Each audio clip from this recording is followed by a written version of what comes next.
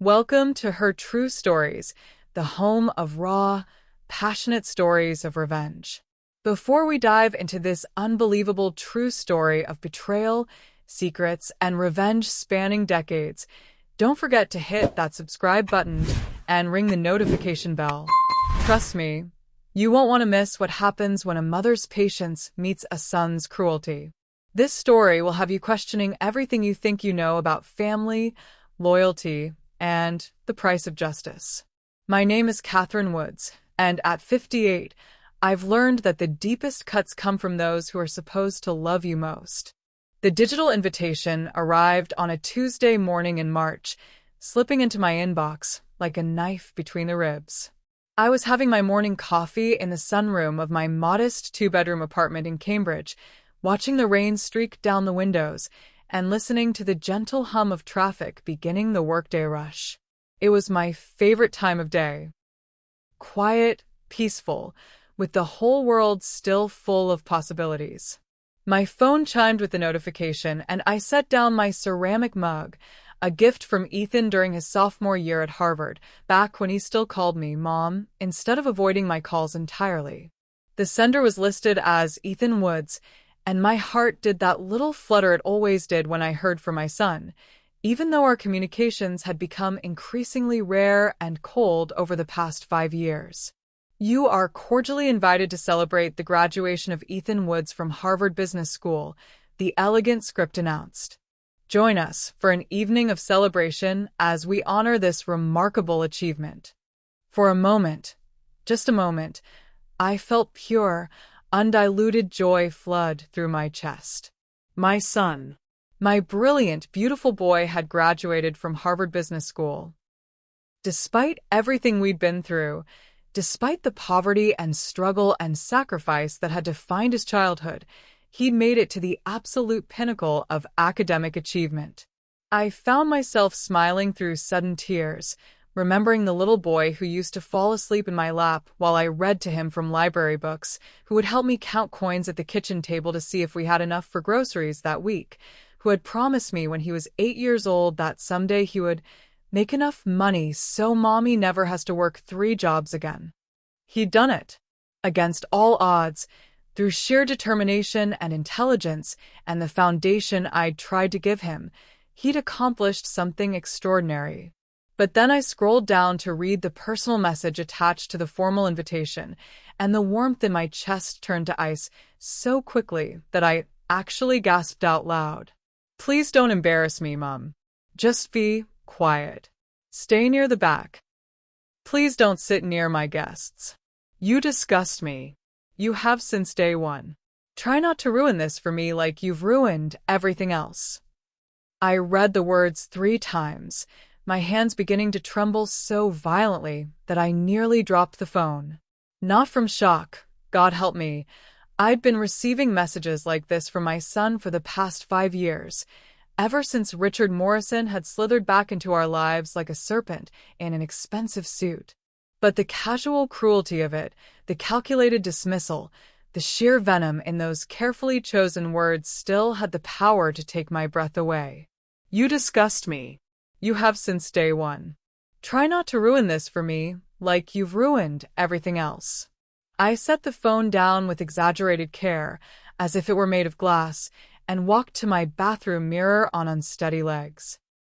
I needed to see the reflection that apparently filled my son with such revulsion, the face that had become so repugnant to him that he couldn't bear the thought of his Harvard friends seeing me in anything but the darkest corner of whatever elegant venue he'd chosen for his celebration. At 58, I was still beautiful, not in the fresh, dewy way of youth, but in the deeper, more complex way of a woman who had lived fully and learned hard lessons. My silver hair fell in soft waves past my shoulders, catching the light from the bathroom fixtures and shimmering like moonlight on water. I'd stopped coloring it 3 years ago, tired of the expense and the constant maintenance, and had been surprised to discover that the natural color was actually more striking than the artificial brown I'd been maintaining since my 30s. My green eyes were still bright and clear, though lines had appeared at the corners. Laugh lines from the years when Ethan and I had been a team, worry lines from the years since Richard had poisoned him against me. My skin was still smooth, thanks to good genes and the kind of bone structure that aged gracefully, though I could see the subtle signs of all those years of working 3 jobs, sleeping 4 hours a night, and choosing between eating dinner or paying the electric bill.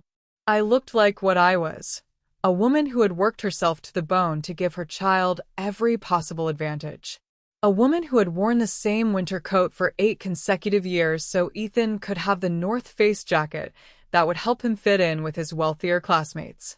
A woman who had taken a second mortgage on her grandmother's house to pay for SAT prep courses and college application fees, then sold that house entirely to help with Harvard tuition costs.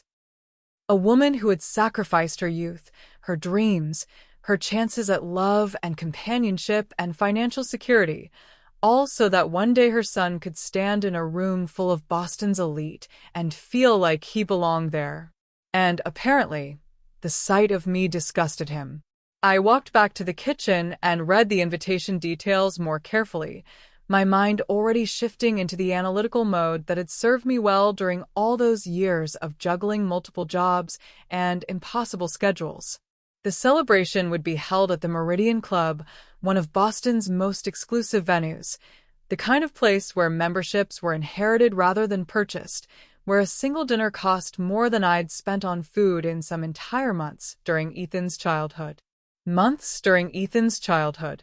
Black tie required. Cocktails at 7, dinner at 8, speeches to follow. The return address on the digital invitation showed it had been sent from the law offices of Morrison, Kessler and Associates, where Richard Morrison was a senior partner. Richard, who had walked out on us when Ethan was 6 years old, claiming that fatherhood was incompatible with his career trajectory and that he needed space to focus on building something meaningful. Richard, who had reappeared in our lives like a bad penny when Ethan turned 18, suddenly eager to reclaim his role as father to the son who was finally old enough to be useful to his image and social standing. Richard, who had spent the last 5 years systematically poisoning my relationship with Ethan by filling his head with stories about how I was holding him back, how my working-class background was an embarrassment to be overcome, how he deserved better than a mother who cleaned office buildings and altered wedding dresses to pay for his education. I noticed that my name wasn't listed among the hosts of this celebration. This wasn't my party honoring my son's achievement. This was Richard's party, showcasing his success as a father while I was being grudgingly allowed to attend as long as I promised to stay invisible, quiet, and appropriately ashamed of my existence. I sat back down at my kitchen table and stared at the invitation for a long time, feeling something cold and hard settling in my chest. Not the hot flash of anger I might have felt in my younger years, but something much more dangerous, the kind of calm, calculated fury that comes from being pushed too far by someone who has underestimated your capacity for patience and planning. I had been quiet for 5 years. I had accepted Ethan's growing distance, his embarrassment about my background, his obvious preference for Richard's world of wealth and privilege over the modest life we'd built together.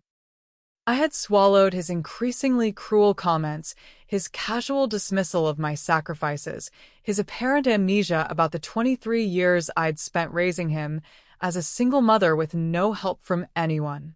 I had told myself that loving him meant giving him space to find his own path, even if that path led him away from me. I had convinced myself that as long as he was happy and successful, my own pain didn't matter. But this invitation, this calculated humiliation disguised as inclusion, was different. This wasn't just my son pulling away to establish his independence. This was my son actively trying to erase me from his life, to reduce me to a shameful secret to be hidden in the back corner of his greatest triumph. And I realized, sitting there in my quiet kitchen with rain pattering against the windows, that I was done being quiet. I walked to my bedroom and pulled out a small metal lockbox I kept hidden behind my winter clothes in the back of my closet. Inside were documents I'd been collecting for the past 3 years, ever since I'd started to suspect that Richard's sudden interest in fatherhood wasn't entirely motivated by paternal love. birth certificates, hospital records, DNA test results, financial documents, email printouts, a USB drive containing hours of recorded conversations, bank statements and property deeds and marriage licenses that told a very different story than the one Richard had been selling to my son. Evidence of lies that had shaped the last 5 years of our lives. Evidence of truths that needed to be told. I had been preparing for this moment without even knowing it, gathering proof like a prosecutor building a case, documenting every inconsistency and deception and manipulation. Not out of malice, but out of love for the son who had forgotten who he really was and where he'd truly come from. I picked up my phone and scrolled through my contacts until I found the number for Jensen Productions, a small video company I'd hired the previous year to create a memorial slideshow for my mother's funeral.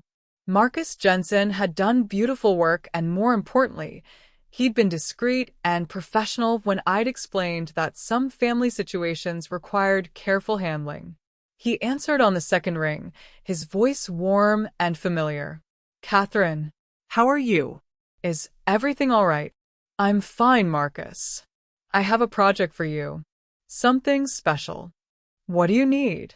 "I need you to create a video. A tribute to my son for his graduation from Harvard Business School. I'll provide all the materials, photos, documents, recordings, everything you'll need. But I need it done professionally, and I need it done by Saturday." "That's pretty tight timing," Marcus said, and I could hear him flipping through what was probably his calendar. "But for you, we can make it work." "What's the budget?" I thought about the money I'd been saving for years, the nest egg I'd been building with the vague hope that maybe, someday, Ethan would remember that he loved me and we could have a relationship again. Money I'd been setting aside for a small house, maybe, or a trip to Europe, or just the security of knowing I could retire someday with dignity. "Whatever it takes," I said, and I meant every word. "This is the most important project of my life. I'll clear my schedule. When can you bring me the materials?" "Tomorrow morning." "And Marcus? This needs to be comprehensive. I want to tell the whole story, not just the pretty parts." There was a pause, and when Marcus spoke again, his voice was carefully neutral. "Catherine, you know I don't ask questions about content unless I have to. But are you sure about this? Once something like this is out there, there's no taking it back." "I'm sure," I said, surprising myself with the steadiness of my own voice. It's time for the truth to come out. After I hung up, I made one more call to Sarah Chin, the event coordinator at the Meridian Club. Sarah and I had met 2 years earlier when I was working as a part-time cleaner at one of the office buildings she managed. She was kind, efficient, and most importantly, she understood that sometimes people in service positions needed to look out for each other. "Sarah, it's Catherine Woods. I need to ask you for something unusual." "Of course, Catherine. What can I do for you?" "I understand you're coordinating an event this Saturday evening. A graduation celebration for Ethan Woods." "Yes, it's going to be a beautiful event. Very elegant. Are you involved somehow?" "I'm his mother. And I have a surprise tribute video I'd like to include in the program. Nothing elaborate, just a mother's love letter to her son on his big day." There was a pause, and I could hear Sarah flipping through papers on her desk. "Catherine, the program is already set. The hosts would need to approve any additions, and Mr. Morrison was very specific about the timeline." "I understand," I said quickly. "But Sarah, you know how these things work. Sometimes the most meaningful moments are the unplanned ones. If you could just find a spot for it. Before the speeches, maybe. 10 minutes. That's all I need." Another pause, longer this time. The video would need to be family appropriate, nothing controversial or inappropriate for the venue. I smiled, though she couldn't see it. Of course. Just a mother celebrating her son's achievements. What could be controversial about that? "Send me the video by Friday afternoon. I'll see what I can do." "Thank you, Sarah. I mean that. This is important to me." "I know it is, honey. And for what it's worth, any mother who raised a son good enough to graduate from Harvard Business School deserves to be celebrated right alongside him. If only she knew, I thought as I hung up the phone. That evening, I spread all my materials across my dining room table like a general planning a military campaign. 23 years of photographs, documents, and memories. Pictures of Ethan as a baby, as a toddler, as a school-age child beaming with pride at science fairs and spelling bees. Report cards and award certificates and handwritten thank you notes in a child's careful script. But also the other documents. The ones that told a different story about family and loyalty and truth. The ones that would expose Richard Morrison for exactly what he was. I worked until 4 in the morning, organizing everything chronologically, crafting a narrative that would take the audience on a journey through my son's life. Not the sanitized version Richard preferred, where his early abandonment was glossed over and my role was minimized to that of a supporting character in his son's success story. The real story. The complete story. The story that would remind Ethan and everyone else in that room exactly who had sacrificed everything to make his success possible, and who had been lying to him for the past 5 years about everything that mattered. By the time I finally went to bed, I felt something I hadn't experienced in years. Anticipation. Not the nervous hope of wanting the best possible outcome, but the cold satisfaction of knowing that justice was finally coming. Saturday couldn't arrive soon enough.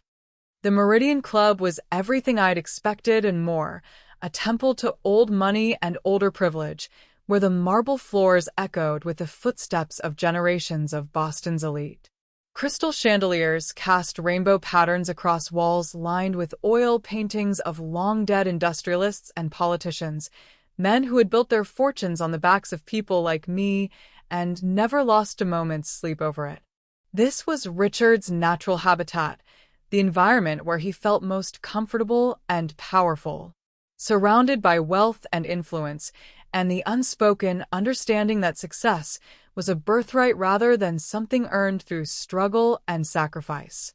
I arrived at exactly 7 o'clock, having spent the afternoon at a salon getting my hair and makeup done by professionals for the first time in over a decade. The stylist, a chatty woman named Carmen, had worked magic with my silver hair, styling it in an elegant updo that emphasized my cheekbones and made my green eyes look larger and more luminous. The makeup artist had enhanced my natural beauty without making me look like I was trying too hard, creating a sophisticated look that whispered confidence rather than shouting desperation. I wore the one truly beautiful dress I owned, a navy blue silk sheath that I'd purchased for my mother's funeral 3 years earlier and hadn't had occasion to wear since. It fit perfectly, skimming my still slender figure and falling to just below my knees in a way that was both elegant and age-appropriate. My shoes were simple black heels that I'd splurged on during Ethan's senior year of high school, and I wore my grandmother's pearl earrings and matching necklace, the only valuable jewelry I'd inherited and never sold, even during the worst financial times. I looked appropriate for the venue, though certainly not as expensively dressed as the other guests. But I looked like what I was, a woman of substance and dignity who had earned her place in that room through 23 years of love and sacrifice. The hostess who greeted me at the entrance was exactly what I'd expected, a young woman in her mid-20s with a kind of polished beauty that spoke of expensive schools, summer houses in the Hamptons, and a trust fund that ensured she'd never have to worry about paying rent or choosing between groceries and gas money. She wore her privilege like perfume, subtle but unmistakable, permeating everything around her. "Good evening," she said, her voice carrying the flat, nasal accent of the Boston Brahmin class as she consulted her iPad. "Name? Catherine Woods. I'm Ethan's mother." I watched her expression shift almost imperceptibly, saw the moment of recognition flicker across her perfectly made-up features. She'd clearly been briefed about me, probably by Richard himself. The embarrassing relative who had to be accommodated but contained, managed but not welcomed. Of course, Ms. Woods. Welcome to the Meridian Club. Her tone was professional but distinctly cool, like she was speaking to a vendor rather than a guest. If you'll follow me, I'll show you to your table. She led me through the main reception area, past clusters of well-dressed guests holding crystal champagne flutes and engaging in the kind of animated conversation that comes naturally to people who've never had to worry about money or social position. The men wore custom-tailored tuxedos that probably cost more than I'd made in entire months during Ethan's childhood, while the women glittered in designer gowns and jewelry that could have funded a college education. I recognized some faces from the society pages of the Boston Globe and Herald. Prominent lawyers, business executives, politicians' wives, and various members of the cultural elite who formed the backbone of the city's social hierarchy. Richard's people. The world he'd been so desperate to join when he'd abandoned us, and the world he'd finally achieved after building his legal career on the foundation of other people's money and misery. We walked past several round tables set with fine china and elaborate floral arrangements, past the head table where I could see placed cards bearing familiar names written in elegant calligraphy. Richard Morrison, his wife Amanda Hartwell Morrison, several of his law firm partners, various Harvard Business School administrators, and there, in the center of it all, positioned like a prince holding court, Ethan Woods. My son, my beautiful, brilliant boy, looking every inch the successful young businessman in his perfectly tailored tuxedo and confident smile. Your table, the hostess announced as we reached the far corner of the room, behind a decorative pillar and close enough to the service entrance that I could hear the clatter of dishes and the urgent whispers of catering staff preparing for the evening's dinner service. The table was set for 6, but only 3 place settings had been arranged. 2 other name cards sat face down next to mine, suggesting that whoever else was assigned to sit in this social Siberia was equally unwelcome at the main celebration. I hope you enjoy the evening, the hostess said with a smile that didn't reach her eyes before clicking away on her expensive heels. From my corner position, I had a perfect view of the head table and most of the main reception area, while remaining relatively inconspicuous myself. It was, I realized, exactly what Richard would have requested. Close enough that they could claim I'd been included, far enough away that I wouldn't contaminate the elegant atmosphere with my working-class presence. As I settled into my chair and accepted a glass of champagne from a passing waiter, I began to study the scene before me with the careful attention of an anthropologist observing a foreign culture. The head table was clearly the center of power and influence in the room. Richard held court at one end, resplendent in what was obviously a custom-made tuxedo, his silver hair perfectly styled and his confident smile suggesting a man completely comfortable with his position at the top of the social hierarchy. At 63, he was still handsome in the way that powerful men often are, not because of his physical features, which were actually rather ordinary, but because of the aura of success and authority that surrounded him like expensive cologne. Beside him sat Amanda, his second wife, looking every inch the Boston society matron in a black designer gown that probably cost more than my annual rent. She was 10 years younger than Richard and came from old Boston money. Her family had made their fortune in shipping during the 19th century and had been using that wealth to buy social position and political influence ever since.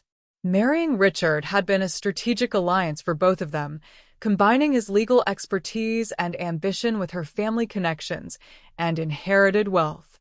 But it was Ethan who commanded the most attention, and rightfully so. At 29, my son had grown into the kind of man who naturally drew all eyes when he entered a room. He was tall and lean like his father, his real father, David Chun, though none of the people at that table knew the truth about his parentage. His dark hair was perfectly styled in the kind of expensive cut that looked effortless, but probably required monthly maintenance, and his intelligent brown eyes missed nothing as he moved through conversations with practiced ease. He wore his success like a perfectly tailored suit, natural and comfortable and utterly convinced of his own worth. The boy who used to help me count quarters at the kitchen table had become a young man who looked like he'd been born to wealth and privilege, like he'd never known what it felt like to go to bed hungry or wake up in a cold apartment because we couldn't afford to pay the heating bill. Richard had done an excellent job molding him into a perfect replica of himself. I watched as various guests approached the head table to offer congratulations and pay their respects to the guest of honor. Harvard classmates who looked like they'd stepped out of a Ralph Lauren catalog. Business executives eager to make connections with the bright young graduate. Society matrons who wanted to be seen associating with the Morrison family's latest success story. Ethan moved through these interactions with impressive skill, offering just the right combination of humility and confidence, gratitude and ambition. He was charming without being obsequious, intelligent without being condescending, successful without being arrogant. He'd learned to play the social game with the same precision he'd once applied to his studies. "Excuse me, are you Catherine Woods?" I turned to find a woman approaching my table, middle-aged, professionally dressed, with kind eyes and the sort of warm smile that seemed genuine rather than polite. She looked familiar, though I couldn't immediately place her. "Yes, I'm Dr. Jennifer Martinez." I was Ethan's academic advisor at Harvard Business School. She gestured to one of the empty chairs at my table. "May I sit? I was hoping to have a chance to speak with you." "Of course, please." Dr. Martinez settled into the chair beside me, and I noticed that several people at nearby tables were watching our interaction with curiosity. The academic advisor seeking out the mother hidden in the corner. It wasn't the usual social dynamic for events like this. "I want you to know," Dr. Martinez said quietly, leaning closer so our conversation wouldn't be overheard, "what an extraordinary young man you've raised." Ethan was one of the most dedicated students I've ever advised. His work ethic, his determination, his ability to overcome obstacles and maintain perspective despite the pressures of the program, it's truly remarkable. "Thank you," I said, though the words felt hollow in my mouth. "That means a great deal to me." I have to ask, and please forgive me if this is too personal, but did Ethan ever tell you about his scholarship essay? The one he wrote for his financial aid application during his first year. I shook my head, feeling a familiar pang of exclusion. Ethan hadn't shared details about his academic work with me in years, not since Richard had convinced him that discussing his studies with me was somehow beneath his new station in life. It was about growing up with a single mother who worked multiple jobs to support his education, Dr. Martinez continued, her voice growing more animated as she spoke. About watching you sacrifice your own dreams and comfort so he could pursue his. About learning the value of hard work and determination by watching you get up every morning and face whatever challenges the day might bring. She paused, studying my face carefully as if trying to gauge my reaction. It was one of the most moving pieces of writing I've ever read from a student. The scholarship committee was so impressed that they not only awarded him full funding for the remainder of his program, but they asked if they could use excerpts from his essay in their promotional materials for other students from similar backgrounds. I felt tears prick at the corners of my eyes. He wrote that. 3 years ago, yes. The essay was titled "The Woman Who Raised a Man." It was all about you, Catherine. About your strength and sacrifice and unwavering dedication to his success. I glanced across the room at Ethan, who was now deep in conversation with what appeared to be several Harvard administrators. The disconnect between the son Dr. Martinez was describing and the young man who had told me I disgusted him was jarring and painful. "Dr. Martinez, can I ask you something? When was the last time you spoke with Ethan about his family situation?" "Actually, just a few weeks ago, when he came by my office to return some borrowed books and finalize his transcript requests." She frowned slightly, as if remembering something troubling. "He mentioned that his relationship with his mother had become complicated in recent years. He seemed very conflicted about it, like he was struggling with some kind of guilt or obligation he didn't know how to resolve." Guilt or obligation. Not love. Not appreciation. Not even basic affection for the woman who had given him everything. Did he say anything else about our relationship? Dr. Martinez hesitated, clearly uncomfortable with sharing what felt like confidential information. He mentioned that his father had been helping him understand some things about his childhood that he hadn't fully grasped before. About the financial struggles you faced, about the sacrifices you made, about the emotional toll that kind of pressure can take on a family. I felt my jaw clench. Richard had been rewriting our history, painting my sacrifices not as acts of love, but as sources of dysfunction. Taking the beautiful story of our life together and twisting it into something shameful and unhealthy. He seemed to feel that maybe he'd been protecting you unnecessarily, Dr. Martinez continued carefully. That perhaps you were stronger than he'd given you credit for, and that his continued dependence on your emotional support might actually be holding you back from building your own life. The manipulation was breathtaking in its sophistication. Richard hadn't just convinced Ethan that I was an embarrassment. He'd convinced him that maintaining a relationship with me was actually harmful to my own well-being. That the most loving thing he could do was distance himself from me for my own good. Dr. Martinez, I appreciate you sharing this with me, I said, fighting to keep my voice steady. And I want you to know that whatever my son has told you about our relationship, I'm proud of the man he's become, even if he's lost his way somewhat in recent years. She reached over and squeezed my hand. For what it's worth, Catherine, I think there's still time for him to find his way back. Sometimes young people get confused about what really matters, especially when they're transitioning into new phases of their lives. But the foundation you gave him, that's still there. The values, the character, the understanding of what it means to work hard and care about others, none of that disappears just because someone temporarily forgets where it came from. As Dr. Martinez returned to her own table, I looked around the room with fresh eyes. These people didn't know me, didn't know my story, didn't understand the journey that had brought Ethan to this moment of triumph. To them, I was just an awkward presence at an elegant party, someone to be politely ignored while they celebrated the success of Richard Morrison's son. But that was about to change. I checked my watch, 7:45. The video should be queued up and ready to play during the dinner program, just before the speeches began. Sarah had confirmed everything via text earlier that day, though her messages had been brief and professional. She'd clearly sensed that there was more to this tribute than a simple maternal celebration, but she'd honored her commitment to include it in the evening's program. At 8 o'clock sharp, the lights dimmed slightly and a chime sounded, indicating that dinner service was about to begin. Guests began making their way to their assigned seats, and I watched as Ethan took his place at the head table, flanked by Richard and Amanda, surrounded by his Harvard friends and Richard's professional associates. He looked completely at home in this world of privilege and prestige, and why shouldn't he?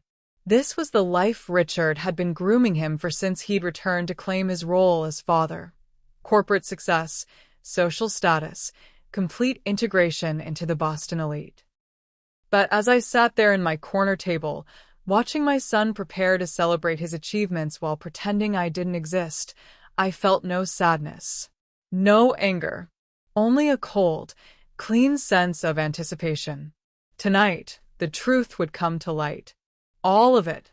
And by the time the evening was over, everyone in this room would understand exactly who Ethan Woods really was and who had made his success possible, whether he liked it or not. Dinner was a masterpiece of culinary artistry that showcased exactly why the Meridian Club commanded such astronomical prices for their events. 5 courses of perfection, each dish presented with the kind of attention to detail that transformed food into art. The first course alone, seared scallops with cauliflower puree and truffle oil, probably cost more than I'd spent on groceries during some entire weeks when Ethan was growing up. From my corner table, I had an unobstructed view of the head table, where my son was clearly in his element. He moved through the evening with the natural confidence of someone who had never doubted his place in the world, someone who had been born to sit at tables like this and discuss important matters with important people. The transformation was remarkable and heartbreaking in equal measure. The boy who used to help me fold laundry while we watched old movies on our secondhand television. Because we couldn't afford cable and certainly couldn't afford to go to actual movie theaters, had become a young man who looked like he'd emerged fully formed from the pages of Town and Country magazine. Every gesture was perfect. The way he held his wine glass, swirling the expensive Bordeaux with the casual expertise of someone who had been educated about vintages and terroir. The way he cut his beef tenderloin with precise, economical movements that spoke of countless meals at establishments just like this one. The way he leaned back in his chair during conversation, one arm draped casually over the back, while he listened with engaged attention to whatever story Amanda was telling about her latest charitable endeavor. Richard had done an extraordinary job molding him into a perfect replica of himself, polished, sophisticated, completely comfortable navigating the complex social dynamics of Boston's elite circles. During the third course, I watched as Richard stood and placed an affectionate hand on Ethan's shoulder, leaning down to whisper something in his ear that made my son laugh with genuine delight. The gesture was clearly performed for the benefit of the other guests, a demonstration of their close father-son relationship, the successful lawyer passing his wisdom and legacy to the next generation. Several guests at nearby tables smiled approvingly at the display of family harmony. Here was proof that success bred success, that the right kind of parenting and guidance produced the right kind of results. Richard Morrison had raised a son who would carry on the family tradition of achievement and influence. It was a beautiful performance, and one that erased 23 years of my life as completely as if I'd never existed. I found myself remembering the real story of Ethan's childhood, the memories that Richard had worked so hard to help him forget or reframe as sources of shame rather than pride. I remembered the night Ethan was born, in the charity ward of Boston Medical Center, where I'd been working as a janitor to help pay for my prenatal care. Richard had been notably absent from the delivery room, claiming that a big case required his immediate attention. I'd held my son for the first time in a stark, sterile room with no flowers, no celebration, no partner to share the overwhelming joy and terror of new parenthood. I remembered the apartment we'd lived in when Ethan was a toddler, a cramped two-bedroom in a rough neighborhood where gunshots weren't uncommon and the heat got turned off regularly because I couldn't always make the utility payments on time. But Ethan had never complained about the cold. Instead, he'd crawl into my bed and we'd huddle together under every blanket and comforter we owned, and I'd tell him stories about brave knights and noble quests until he fell asleep against my shoulder. I remember the eviction notice we'd received when Ethan was 4 and how I'd carried him and our few belongings to my friend Maria's apartment, where we'd slept on a pull-out couch for 3 months while I worked double shifts at the medical supply company to save enough for a security deposit on a new place. Ethan had thought it was the greatest adventure in the world, like an extended sleepover with his honorary Aunt Maria, who spoiled him with attention and homemade cookies while I was at work. I remembered the Christmas when Ethan was 8 and I'd worked 36 straight hours, a double shift at the medical supply warehouse followed by an all-night cleaning job at a downtown office building, to earn enough money for the chemistry set he'd been wanting for months. I'd wrapped it in newspaper because I couldn't afford gift wrap, and when he'd opened it on Christmas morning, his face had lit up like I'd given him the entire universe. He'd spent the whole day conducting experiments while I dozed on our second-hand couch, exhausted but happy because I'd made his dream come true. I remembered teaching him to read during my commute to work, how we'd practice sight words on the subway and work through basic math problems while I cleaned office buildings in the evenings. Even as a child, he'd understood instinctively that education was our pathway to something better, that every book he read and every test he aced brought us both closer to the life we dreamed of building together. I remembered his first day at Brookline Academy, the prestigious prep school that had become his stepping stone to Harvard. He'd been terrified and excited in equal measure, dressed in a uniform I'd bought secondhand and tailored myself to fit him perfectly. The other students arrived in chauffeured cars or luxury SUVs driven by parents who looked like they'd stepped out of magazine advertisements. We took 3 buses to get there, but Ethan held my hand the entire way and told me he was proud to be my son.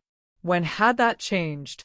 When had the boy who'd been proud to be my son become the young man who was disgusted by my very existence? I knew the answer, of course. The transformation had begun on Ethan's 18th birthday, when Richard Morrison had appeared on our doorstep like a conquering hero, ready to reclaim his role as father to the son who was finally old enough to be useful to his image and career. "Catherine," he'd said that day, looking past me to where Ethan stood in our modest living room, "I think it's time Ethan and I got to know each other properly. He's a young man now, with a bright future ahead of him. He deserves every advantage I can provide." I'd watched over the following months as Richard systematically seduced my son with promises of Ivy League connections, prestigious internships, and a future that seemed impossibly bright compared to the working-class life we'd built together. Expensive dinners at restaurants I couldn't pronounce. Weekend trips to Richard's vacation home in the Hamptons. Introduction to a world of wealth and privilege that made our little apartment seem shabby and small by comparison. But the seduction hadn't stopped with material temptations. Richard was far too sophisticated for such obvious manipulation. Instead, he'd begun a careful campaign of psychological warfare, gradually poisoning Ethan's perception of our life together. "Your mother means well," I'd overheard him telling Ethan during one of their dinner meetings at an exclusive downtown restaurant, "but you have to understand that she doesn't really comprehend the requirements of the world you're entering. Her background, her experiences. They're going to hold you back if you're not careful about managing that relationship." Catherine has always been very emotional about these things. He'd explained another time when Ethan had asked why his father hadn't been present during his childhood. "She made it very difficult for me to maintain a relationship with you when you were younger. I tried, believe me, but she was unstable. I thought it was better to wait until you were mature enough to understand the complexities of adult relationships." Lies, all of it. But Richard told them with such authority, such apparent reluctance to criticize me, that they sounded like painful truths rather than calculated deceptions. He presented himself as the patient, long-suffering father who had been denied access to his son by an unreasonable, emotionally volatile woman who couldn't accept that the relationship was over. The transformation in Ethan had been gradual but inexorable. The son who had once spent Sunday mornings making pancakes with me while we planned our week began spending his weekends at Richard's penthouse apartment in Back Bay. The boy who had shared every detail of his school day started keeping his achievements and aspirations to himself, sharing them instead with the father who had purchased his way back into his life with promises and opportunities. By the time Ethan started at Harvard, I'd become an embarrassment to be managed rather than a mother to be loved. Our phone conversations grew shorter and less frequent, punctuated by long silences and awkward pauses. His visits home became obligatory rather than joyful, duty calls that he endured rather than enjoyed. The warm, loving relationship we'd built over 18 years slowly withered under the weight of Richard's manipulation and Ethan's growing ambition. He began to see our modest apartment and simple lifestyle not as proof of my love and sacrifice, but as evidence of my limitations and failure to provide him with the advantages he deserved. "I just think," he'd said during one particularly painful conversation during his sophomore year, "that maybe it's time for both of us to focus on building our own lives instead of being so dependent on each other."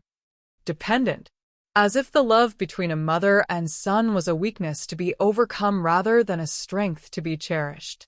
"You're a grown man now," Richard had reinforced during their conversations, which I sometimes overheard when Ethan took his father's calls while visiting me. "Successful men learn to compartmentalize their family relationships. That doesn't mean you love your mother any less. It just means you're mature enough to establish appropriate boundaries. Appropriate boundaries. Like treating me as a distant acquaintance rather than the woman who had given him everything. Now, watching him from across this elegant ballroom, I could see the final product of Richard's careful cultivation. Ethan had become exactly what Richard wanted him to be, a polished, sophisticated young man who looked like he'd been born to privilege, who moved through elite social circles with natural ease, who felt no connection to the working-class struggles that had defined his childhood. He'd learned to see those struggles not as evidence of my strength and determination, but as sources of shame to be overcome and forgotten. During the fourth course, duck breast with cherry reduction and roasted vegetables that were probably more beautiful than most people's wedding flowers, I watched as Ethan engaged in animated conversation with a young woman who was clearly from his Harvard class. She was beautiful in the way that money could buy. Perfect teeth, flawless skin, the kind of expensive haircut that looked effortless but required a team of professionals to maintain. They were discussing their post-graduation plans, their voices carrying just enough for me to catch fragments of their conversation. She was taking a position with Goldman Sachs. He was considering offers from several prestigious consulting firms, all arranged through Richard's extensive network of contacts and connections. The important thing, I heard him say, is to position yourself strategically from the beginning. Make the right connections, align yourself with the right people, build the kind of reputation that opens doors rather than closing them. He sounded exactly like Richard, calculating, ambitious, focused entirely on advancement and social positioning. There was no mention of making a difference in the world, of using his education to help others, of honoring the sacrifices that had made his opportunities possible. The boy who had once told me he wanted to be a teacher because helping people learn things is the most important job in the world had become a young man whose primary concern was leveraging his Harvard degree into maximum social and financial advantage. I felt a sharp pang of grief for the child I'd raised, the sweet, idealistic boy who had believed that success meant making the world a better place rather than just making himself richer and more powerful. But that grief was tempered by something harder and colder. Because I knew something that Richard didn't know I knew, something that would shatter his carefully constructed narrative and force everyone in this room to confront the truth about who Ethan Woods really was and where he'd really come from. As the dinner service concluded and the evening's program prepared to begin, I checked my watch one more time. 9:15, the speeches would start soon, and somewhere in that program was the video that would change everything. Richard was already standing, preparing to give what was undoubtedly a carefully crafted speech about fatherhood and achievement, and the joy of watching his son reach such heights of success. I settled back in my chair and smiled, feeling genuinely happy for the first time in 5 years. Richard Morrison was about to learn that some debts take more than a decade to come due, but they always come due eventually. As Richard began to speak, commanding the room with the natural authority of someone accustomed to being the center of attention, I let my mind drift back to the memories he'd worked so hard to help Ethan forget, or reframe as sources of shame rather than pride. I remembered the night shifts at Boston Medical Center, where I'd worked as a janitor to help pay for Ethan's daycare and my own community college classes. I'd been trying to get my GED while raising a toddler as a single mother, studying medical terminology and basic anatomy in supply closets during my breaks, dreaming of someday becoming a registered nurse, so I could provide a better life for my son. Ethan would often fall asleep in the hospital's family waiting area while I finished my cleaning rounds, curled up on the vinyl chairs with a blanket I'd brought from home. The night nurses took pity on us and would keep an eye on him while I worked, sometimes bringing him juice boxes or crackers from the vending machines when he woke up scared and looking for me. I remembered the apartment we'd lived in during his elementary school years, a cramped 2-bedroom in Alston where the radiators clanged all night and the neighbor upstairs practiced drums at all hours. But it was our home, and I'd made it as warm and welcoming as I could with secondhand furniture I'd refinished myself and artwork Ethan had created at school that I'd framed and hung like it belonged in a museum. Every evening after my day shift at the medical supply warehouse, I'd come home to find Ethan at our kitchen table, working on his homework with the dedication of a child who understood instinctively that education was our pathway to something better. I'd help him with math problems while I prepared our simple dinner, usually pasta or rice with whatever vegetables were on sale that week. And we'd discuss his school day and his dreams for the future. When I grow up, he told me when he was 7, I want to be a scientist so I can discover cures for diseases and help sick people get better. When I grow up, he'd said at 8, I want to be a teacher so I can help kids learn important things. When I grow up, he'd announced at 9, I want to be rich so you don't have to work so hard, Mommy. That last one had broken my heart because it meant he'd notice my exhaustion, my constant stress about money, the way I'd collapse onto our couch after working a double shift, and sometimes fall asleep in my work clothes because I was too tired to change into pajamas. But it had also filled me with determination. If my son was worried about my struggles, then I needed to work harder to hide them from him, while also working toward the day when we'd both be free from financial stress. I remembered the second job I'd taken when Ethan was 10, cleaning office buildings downtown from midnight to 6 a.m. after finishing my day shift at the warehouse. I'd arranged for Mrs. Kowalski, our elderly neighbor, to stay with Ethan while I worked nights, paying her what little I could afford and supplementing with homemade meals and help with her grocery shopping. Ethan never complained about my absence, never made me feel guilty for leaving him. Instead, he'd wait up for me to come home in the mornings, already dressed for school and with his lunch packed, ready to tell me about his evening with Mrs. Kowalski and share whatever new facts he'd learned from his library books. Did you know, he'd say as I helped him with his backpack and walked him to the bus stop, that octopuses have 3 hearts? Mrs. Kowalski didn't know that. I'm going to tell my science teacher today. The third job had come when Ethan was accepted to Brookline Academy on a partial scholarship that covered tuition but not books, uniforms, or the 1,000 small expenses that came with attending an elite preparatory school. I'd started doing alterations and tailoring from our kitchen table, working on wedding dresses and formal wear late into the night after finishing my other jobs.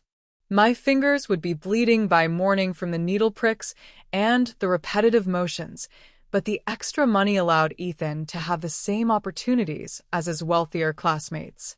I'd bought his textbooks secondhand and his uniforms from a consignment shop that specialized in private school clothing, then tailored everything to fit him perfectly so no one would know we couldn't afford the retail prices. I remembered the science fair when Ethan was 12, where he presented a project on renewable energy that had taken us months to research and build. We'd spent weekends at the public library, checking out books on solar panels and wind turbines, and evenings in our kitchen constructing a working model from materials I'd scavenged from my various workplaces. When he'd won first place, beating out projects that had clearly been professionally constructed by hired tutors or scientifically trained parents, his face had glowed with pride and accomplishment. "We did it, Mom," he'd whispered as he hugged me after the awards ceremony. "We really did it." We. As if my contribution had been equal to his own, as if we were partners in his success rather than a mother simply supporting her child's efforts. I remembered the day he'd been accepted to Harvard with a full scholarship, how we'd both cried tears of joy and disbelief as we read the acceptance letter together at our kitchen table. It had seemed impossible. A boy from our neighborhood, raised by a single mother who'd never been to college herself, admitted to one of the most prestigious universities in the world. "I couldn't have done this without you," he'd said that day, his voice thick with emotion. "Everything I've achieved, everything I've learned about working hard and never giving up, it all came from watching you." When had that gratitude transformed into embarrassment? When had my strength become his shame? I knew the answer, of course. The transformation had begun the moment Richard Morrison had decided to reclaim his role as Ethan's father, rewriting our family history to position himself as the architect of my son's success. Richard's speech was winding down now, and I could see him preparing for his grand finale, the moment when he would call Ethan to the podium to accept the accolades for his Harvard achievement. "Ladies and gentlemen," Richard said, his voice carrying easily through the silent ballroom, "I present to you my son, Ethan Woods, Harvard MBA, class of 2024. The applause was thunderous as Ethan rose from his chair, looking every inch the successful young businessman in his perfectly tailored tuxedo. He moved toward the podium with confident steps, accepting congratulations and handshakes from various guests as he passed their tables. When he reached the microphone, he paused for a moment, looking out over the audience with a slight smile that spoke of comfortable self-assurance. "Thank you all for being here tonight," he began, his voice clear and strong. "This celebration means more to me than I can adequately express, because it represents not just my own achievements, but the support and guidance I've received from people who believed in me even when I didn't believe in myself." He spoke about his Harvard experience, about the challenges of business school, about his excitement for the future, and his gratitude for the opportunities he'd been given. His speech was polished and articulate, hitting all the right notes of humility and ambition. But as he continued, I felt my heart breaking into smaller and smaller pieces. Because not once did he mention me. Not once did he acknowledge the woman who had raised him, who had worked herself to exhaustion to fund his education, who had been the constant presence in his life for 23 years before Richard had returned to claim credit for achievements built on my sacrifices. "I'm particularly grateful to my father, Richard Morrison," Ethan continued, gesturing toward the head table where Richard beamed with pride. "His wisdom and guidance have been invaluable as I've navigated the challenges of graduate school and prepared for my career in the business world." The room erupted in applause, and I watched Richard's face glow with satisfaction as Ethan continued to praise his mentorship and influence. "My father has taught me that success isn't just about individual achievement. It's about building something meaningful, creating value for others, and surrounding yourself with people who share your values and commitment to excellence." More applause. More beaming smiles from Richard and Amanda and their circle of friends and colleagues. And still, not a word about me. As Ethan's speech continued, I felt something cold and hard settle in my chest. This wasn't just indifference or embarrassment. This was systematic erasure. My son was actively rewriting his own history, crediting Richard with achievements that had been built on my love, my sacrifice, my unwavering determination to give him every possible advantage despite our financial limitations.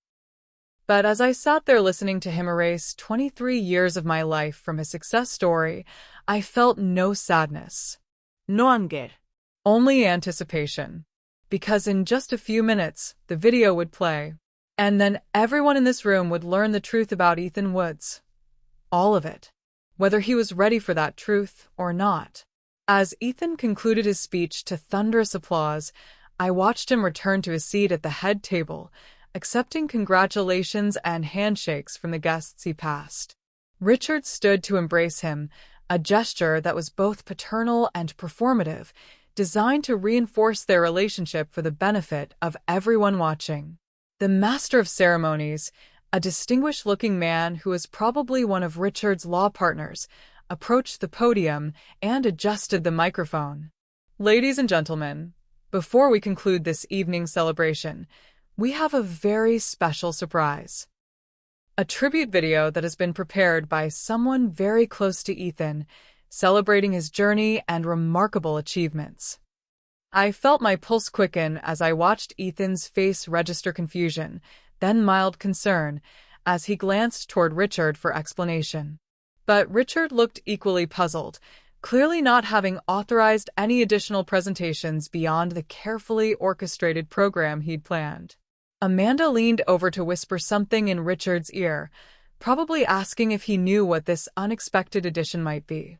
I saw him shake his head slightly, his expression shifting from confusion to the kind of wariness that suggested his political instincts were warning him that something was amiss. The lights dimmed throughout the ballroom, and a large projection screen descended from the ceiling with mechanical precision. In the sudden darkness, I felt a smile cross my face for the first time all evening. Not the polite, social smile I'd been wearing for the benefit of the other guests, but something genuine and deeply satisfied. The video opened with a single photograph that filled the entire screen: baby Ethan, perhaps 6 months old, fast asleep in my arms. I looked impossibly young in the picture, barely 29 years old, my face soft with the exhausted contentment of new motherhood. My hair was longer then, falling in waves around my shoulders, and I wore a simple cotton dress that I remembered buying at a thrift store because it was the only thing I could afford that still looked presentable for special occasions. The image held for a moment, allowing the audience to take in the tender intimacy of the scene, before fading to black and being replaced by elegant white text that appeared one line at a time. A mother's love, the Ethan Woods story.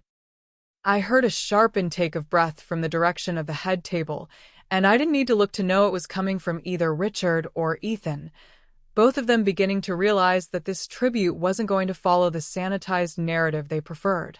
A gentle piano melody began to play as the next image appeared, Ethan taking his first steps in the cramped living room of our first apartment.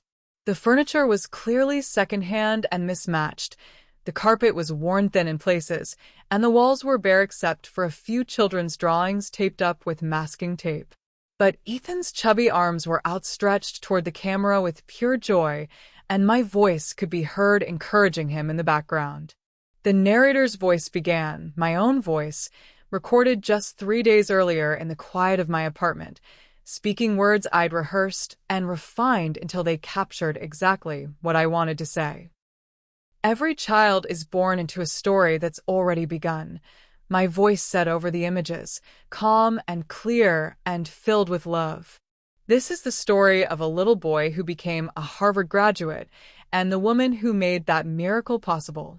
The photographs continued in careful chronological order, each one selected to tell the story of our life together in a way that couldn't be dismissed or explained away. Ethan at 2, helping me sort laundry on our kitchen table while I worked on my alterations business. Ethan at 4, wearing a Halloween costume I'd sewn myself, a superhero cape made from an old bedsheet that I'd decorated with fabric paint during his nap time. Ethan at 6, proudly displaying a science project we'd built together using materials I'd scavenged from my various workplaces and library books we'd checked out to research the topic. His name is Ethan Woods. My recorded voice continued over the images, and he was raised by a single mother who believed that love and determination could overcome any obstacle. I could feel the attention of the entire room focusing on the screen, conversations dying as people realized this wasn't the typical tribute video they'd expected. This was something deeper, more personal, more revealing than the polished presentations usually shown at events like this. The next series of photographs showed our life during Ethan's elementary school years, images I'd taken with a secondhand camera I'd bought at a pawn shop, documenting our daily routines and small celebrations. Ethan reading to me from his favorite books while I folded clothes for my alteration service, both of us sitting on our living room floor surrounded by piles of other people's wedding dresses and formal wear. Ethan helping me prepare dinner in our tiny kitchen, standing on a step stool to reach the counter while I guided his hands as he learned to scramble eggs and make simple sandwiches. Ethan asleep at that same kitchen table, his homework spread around him while I worked late into the night on sewing projects that would pay for his school supplies and field trip fees. Catherine Woods worked 3 jobs to support her son's education. The narration continued, my voice steady despite the emotion underlying the words. She cleaned office buildings at night, worked in a medical supply warehouse during the day, and ran a small alteration business from her home on weekends. She sacrificed her own comfort, her own dreams, her own chances at happiness, because she believed in her son's potential. The photos were having their intended effect. I could hear murmurs throughout the room, the rustle of people shifting in their seats as they began to understand the magnitude of what they were witnessing. This wasn't just a proud mother's tribute. It was the documentation of a sacrifice so complete, so selfless, that it was almost incomprehensible to people who had never experienced real poverty or genuine hardship. Several guests at nearby tables had turned to look at me, their expressions ranging from surprise to admiration to something that might have been pity. They were beginning to understand that the woman sitting quietly in the corner wasn't just Ethan's mother. She was the architect of his success, the foundation upon which everything else had been built. But I was just getting started. The next section of the video focused on Ethan's academic achievements, but contextualized them in ways that revealed the true cost of his success. A photograph of his acceptance letter to Brookline Academy, the prestigious prep school that had been his stepping stone to Harvard, accompanied by an image of the eviction notice we'd received the same week when I'd fallen behind on rent while saving money for his tuition deposit. To pay for Ethan's tuition at Brookline Academy, my voice explained over the contrasting images. Catherine took a fourth job cleaning houses on Sunday mornings. She lost her apartment twice and moved them into progressively smaller places. She wore the same winter coat for 6 years and drove a car that broke down monthly, but Ethan never missed a day of school and never went without the supplies he needed to succeed. The photographs continued, report cards and honor roll certificates interspersed with images that told the real story of our life during those years. My hands, red and cracked from industrial cleaning chemicals, holding Ethan's latest academic award. The stack of bills on our kitchen counter, marked past due in red stamps, next to Ethan's science fair trophy. The tiny studio apartment we'd moved to during his junior year of high school, where he'd slept on a pull-out couch, and I'd slept on an air mattress on the floor so he could have privacy for studying and the dignity of his own space when friends came over. She taught him that dignity came from hard work, not from wealth. The narration continued, my voice growing stronger with conviction. That character was built through struggle, not inherited through privilege. That education was the pathway to freedom, but that freedom had to be earned through sacrifice and determination. I finally allowed myself to look toward the head table, and the sight that greeted me was everything I'd hoped for and more. Ethan's face was pale in the glow from the projection screen, his mouth slightly open as if he were struggling to breathe. His eyes were wide with what might have been shock or recognition, or the dawning realization of truths he'd allowed himself to forget. Richard was leaning forward in his chair, clearly trying to figure out how to stop the video without creating an even bigger scene. His face had gone through several color changes, from confusion to anger to something approaching panic, as he began to understand that his carefully constructed narrative was being systematically dismantled in front of his most important social and professional contacts. Amanda sat rigidly beside him, her perfectly applied makeup unable to hide the horror in her eyes as she realized that her husband's redemption story was about to be exposed as an elaborate fraud. But the real revelation was still coming. The music stopped abruptly, and the screen went black for several seconds, long enough for the silence to become uncomfortable, for people to wonder if something had gone wrong with the presentation. When the next image appeared, it was a document, official, legal, impossible to dispute or explain away. A collective gasp went through the room like a physical wave as people recognized what they were seeing. But this story has been deliberately hidden, my voice said, its tone changing from nostalgic to serious, from loving to inexorable, because powerful people found it inconvenient, because it interfered with a different narrative they wanted to tell. The document on the screen was Richard's divorce filing from 1995, the year after Ethan was born. In clear, unambiguous legal language, It stated that Richard Morrison was voluntarily relinquishing all parental rights and responsibilities for any children born to Catherine Woods and requesting no future contact with either mother or child. The silence in the room was deafening. I could hear someone's sharp intake of breath, the clink of a wine glass being set down too hard, the rustle of fabric as people shifted uncomfortably in their seats. Richard Morrison didn't just abandon his son. My voice continued relentlessly, each word falling into the silence like a stone into still water. He legally severed their relationship. He signed papers stating that he wanted no contact, no responsibility, no involvement in Ethan's life whatsoever. He paid no child support. He sent no birthday cards. He didn't know what grade Ethan was in, what school he attended, or even what he looked like. The next document was even more damning. Richard's marriage certificate to Amanda Hartwell, dated just 6 months after his divorce from me was finalized. The timeline made it crystal clear that Richard had left his pregnant girlfriend to marry a woman from a wealthy Boston family, choosing social advancement over parental responsibility without a moment's hesitation. For 18 years, the narration continued as the documents remained on screen for everyone to read and absorb. Richard Morrison lived his life as if Ethan Woods didn't exist. He built a legal career, married into Boston society, and created a new identity for himself that had no room for the working-class child he'd left behind.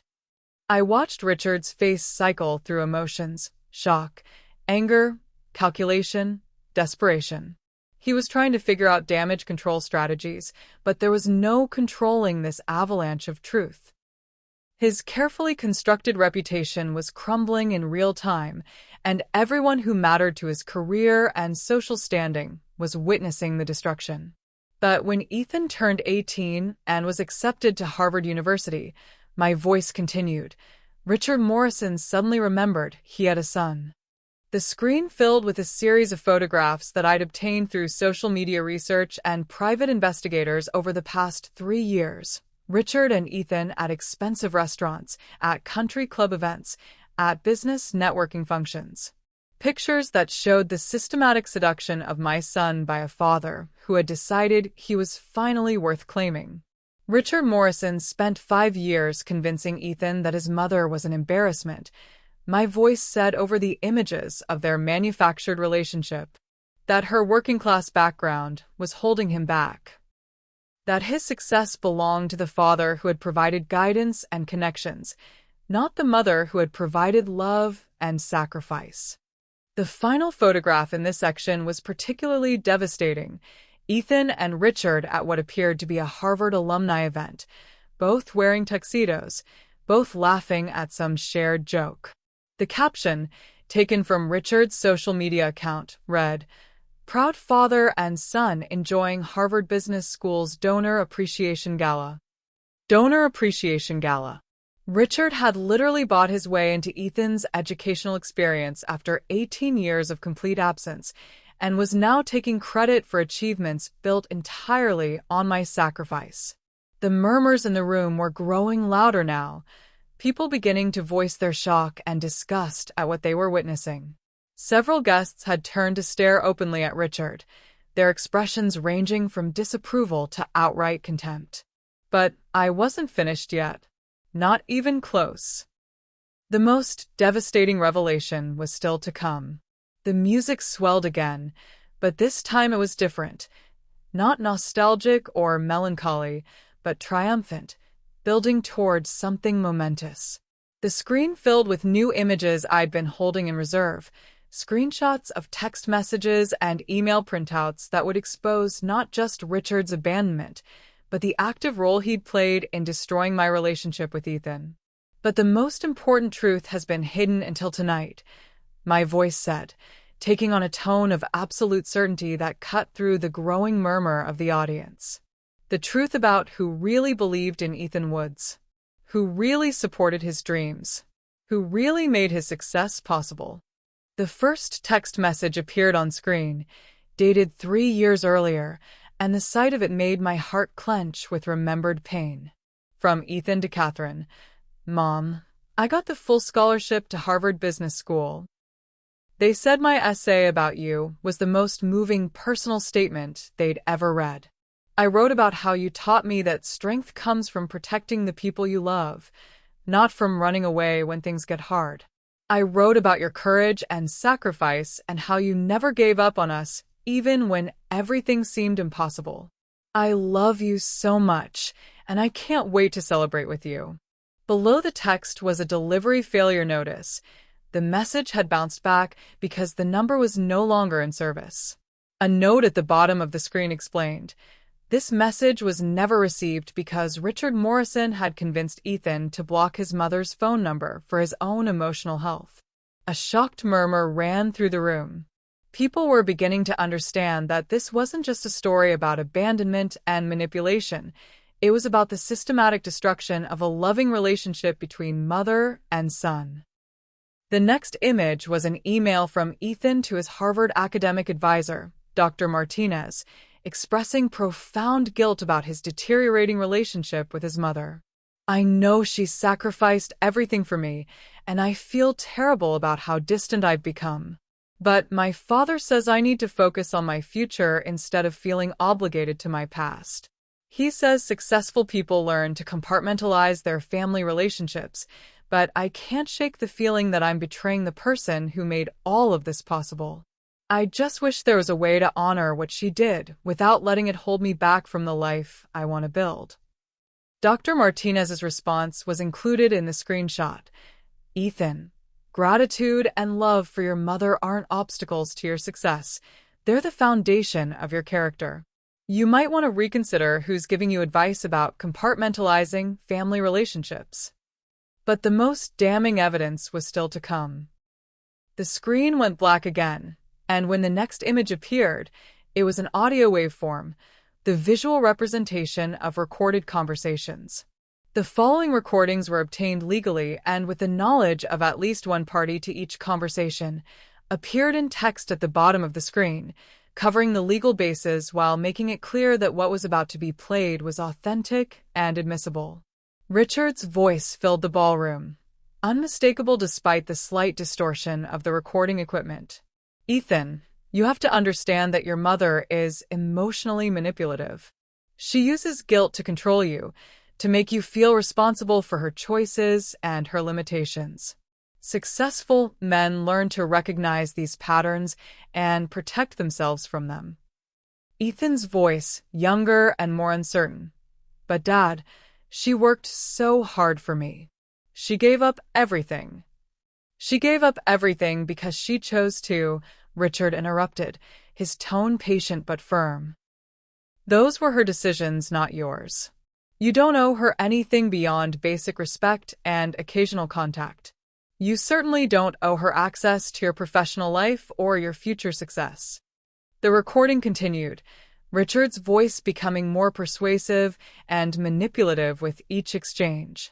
Your mother's background, the poverty, the multiple jobs, the constant struggle, that's not something to be proud of, Ethan. That's evidence of poor planning and limited capability. If she had been stronger, smarter, more capable, she would have found better solutions to her problems. She had 18 years to improve her situation, Richard continued in another clip, but she chose to stay dependent on your success instead of building her own life. That's not love, son. That's emotional vampirism. You can't let her working-class mentality limit your potential. Sometimes loving someone means making difficult choices about how much access they have to your life and your achievements. The recordings played for what felt like hours but was probably only a few minutes, each one more damning than the last. The audience listened in horrified silence as they heard a father systematically destroying his son's relationship with his mother, using sophisticated psychological manipulation to convince a young man that love was weakness and gratitude was a burden to be discarded. When the audio finally stopped, the silence in the room was absolute. I could see people looking around at each other, their faces reflecting shock and disgust, and the kind of uncomfortable recognition that comes from witnessing something truly evil. But there was one more revelation to come, the biggest one of all. The screen went black again, and when the next image appeared, it was a medical document that made several people in the room gasp audibly. A DNA test. Recent. Conclusive. Performed by one of the most reputable genetic testing laboratories in the country. The results were displayed clearly for everyone to read. 99.97% probability that Richard Morrison was not the biological father of Ethan Woods. The silence in the room became something alive and oppressive, pressing down on everyone present as they processed the implications of what they were seeing. But Richard Morrison had one more secret. My voice said, its tone now cold as winter ice. A secret that would have destroyed his carefully constructed relationship with the son he'd abandoned and reclaimed. The results remained on screen while additional information appeared below them. Details about when the test had been conducted, by whom, and under what circumstances. Everything was documented, verified, unquestionable. Richard Morrison spent 5 years claiming credit for achievements that weren't just built on another woman's sacrifice. My voice continued remorselessly. They were built by a child who wasn't even his. The final image was the most devastating of all. A photograph of a man I'd dated briefly before meeting Richard, a man named David Chen who had died in a construction accident when Ethan was 2 years old. The resemblance between David and my son was unmistakable once you knew to look for it. The same warm brown eyes, the same strong jawline, the same gentle expression that spoke of innate kindness and integrity. Ethan's real father was David Chen, my voice said softly, with more love and warmth than I'd used for any other part of the presentation. A carpenter and volunteer firefighter who believed in honest work and treating people with dignity. A man who died trying to save others when a construction crane collapsed, never knowing he had left behind a son who would grow up to embody all of his best qualities. A photograph appeared showing David in his volunteer firefighter gear, then another of him working on a Habitat for Humanity project, then one of him reading to children at a local library during his off hours. David Chun would have been proud of the man Ethan became, the narration continued. And he would have honored the woman who raised his child with love and sacrifice and unwavering determination. The video ended with a final photograph, Ethan and me from his high school graduation 4 years earlier, both of us crying tears of joy and accomplishment as he received his diploma. We looked like what we were, a mother and son who had fought the world together and won. The last words appeared on screen in simple white text. Ethan Woods was raised by a woman who loved him enough to give him everything, and a man who thought he was worth abandoning. Tonight, he gets to choose which legacy he wants to claim.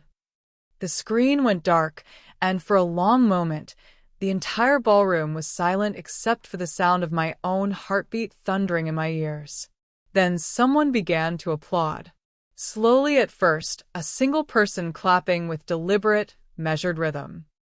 Then others joined in, the sound building and spreading until the entire room was on its feet, giving me a standing ovation that seemed to go on forever.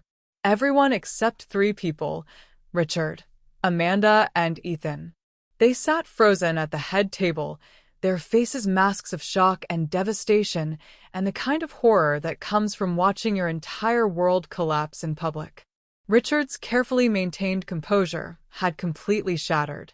His face had gone gray, and his mouth opened and closed soundlessly, like a fish out of water. The confident lawyer, the Boston socialite, the successful father figure. All of it was gone, leaving only a broken old man who had finally been exposed for what he really was. Amanda sat rigidly beside him, her perfectly applied makeup unable to hide the horror in her eyes. This was her social circle, her world, and she had just watched her husband's reputation destroyed in front of everyone who mattered to their Boston elite lifestyle.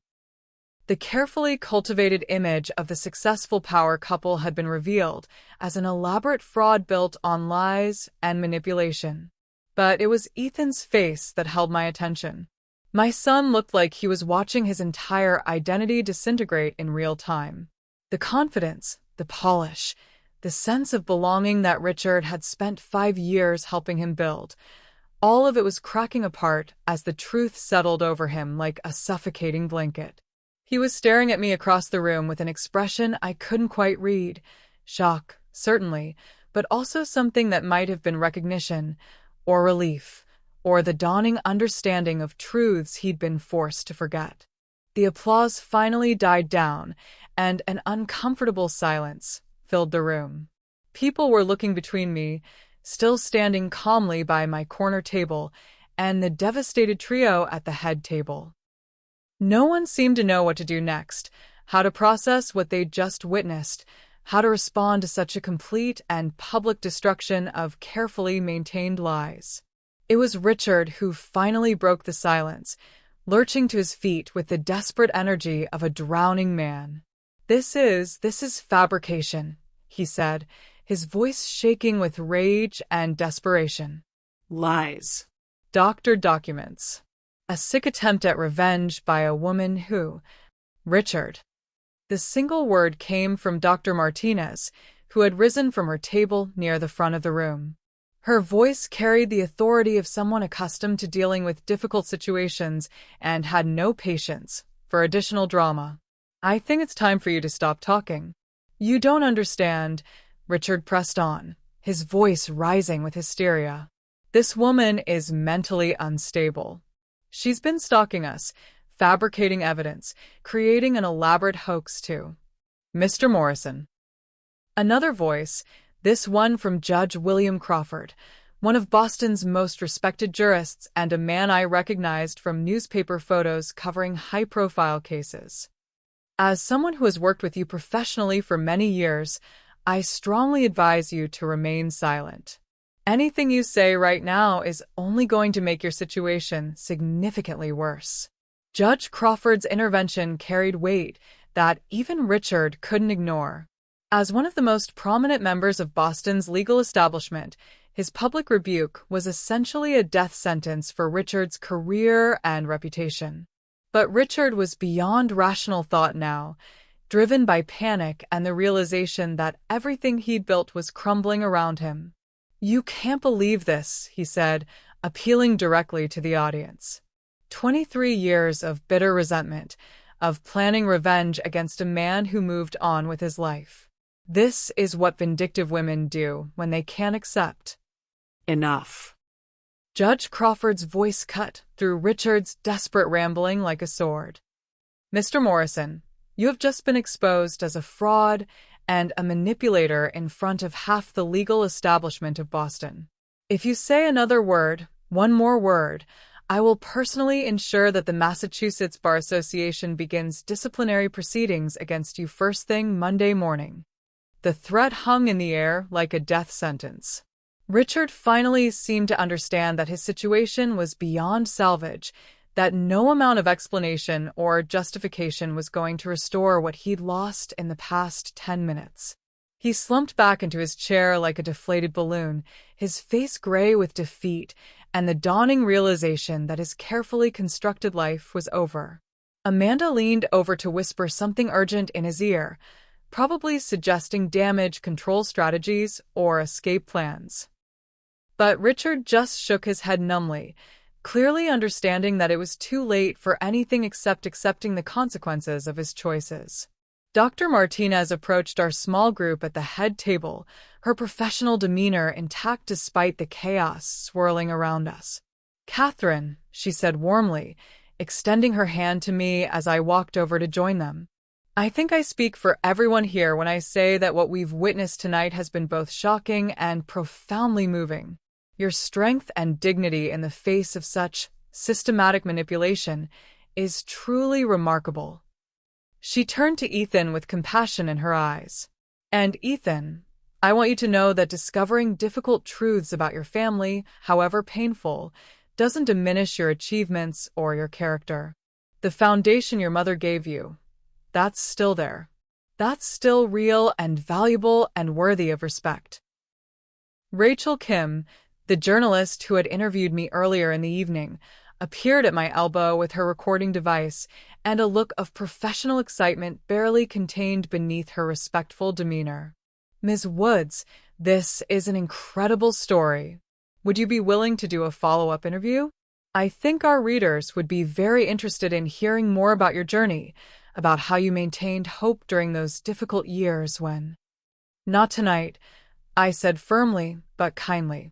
"Tonight is about family, about truth, about healing from years of deception.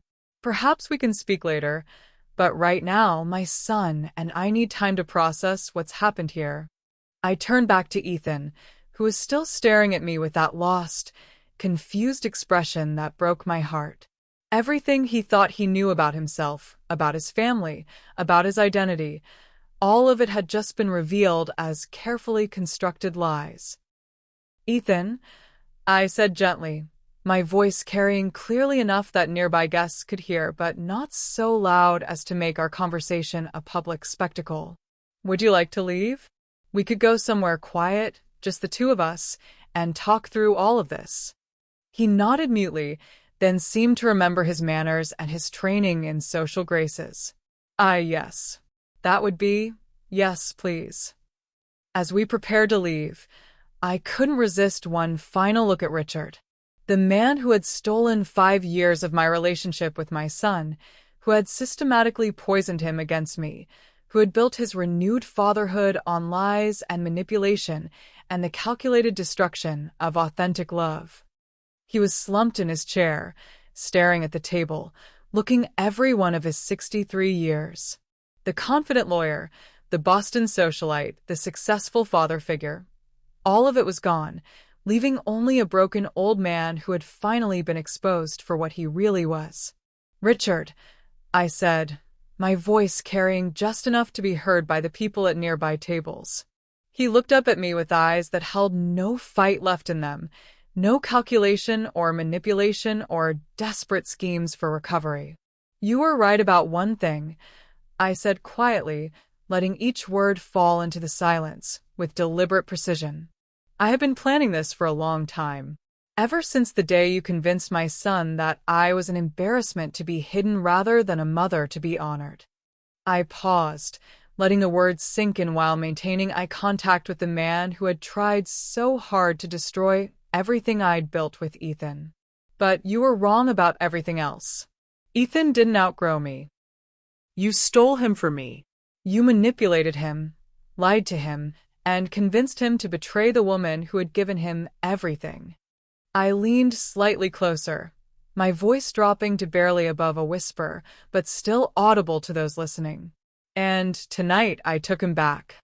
Richard's face crumpled completely, and I felt no satisfaction in his destruction. Only a clean, clear sense of justice finally served, of truth finally told, of love finally vindicated. I offered my arm to Ethan, and after a moment's hesitation, he took it. Together, we walked out of the ballroom, leaving behind the wreckage of Richard's lies and the beginning of whatever came next for us. The last thing I heard as we left was the sound of conversations resuming throughout the room, hundreds of voices discussing what they had just witnessed, dissecting the revelation, spreading the story that would be Boston's biggest scandal for months to come. Richard Morrison's reputation was finished. His marriage was probably over. His relationship with Ethan was certainly destroyed. And for the first time in 5 years, I was walking somewhere with my son by my side. It wasn't the ending I had originally planned when I'd started gathering evidence 3 years ago, but it was the ending we both needed. Justice had been served. Truth had been told. And love, patient, enduring, unconditional love, had finally triumphed over manipulation and lies. We drove in silence through the dark Boston streets, Ethan behind the wheel of his pristine BMW, while I sat in the passenger seat watching the city blur past the windows. The silence wasn't uncomfortable. It was the kind of quiet that comes when two people have so much to say that they don't know where to begin. Ethan had offered to take me back to my apartment, but neither of us seemed ready for the conversation that was waiting for us there. Instead, we found ourselves at the Boston Harbor waterfront, sitting on a bench overlooking the dark water with the city lights reflected like broken stars on the surface. It was past midnight, and the usual crowds of tourists and late-night joggers were long gone, leaving us alone with the gentle sound of waves against the dock and the distant hum of traffic from the city behind us. "I don't know what to say." Ethan finally spoke, his voice barely audible above the water. "I don't even know where to start." I looked at my son in profile, noting how young he looked without his confident mask, how much he resembled the uncertain boy I remembered rather than the polished young man he'd become under Richard's influence. "You don't have to say anything tonight," I replied gently. "This is a lot to process. More than anyone should have to handle in a single evening." "The DNA test," he said, still staring out at the water. "How long have you known?" 3 years. "I had it done when you started pulling away from me, when Richard's influence became so strong that I barely recognized the son I'd raised.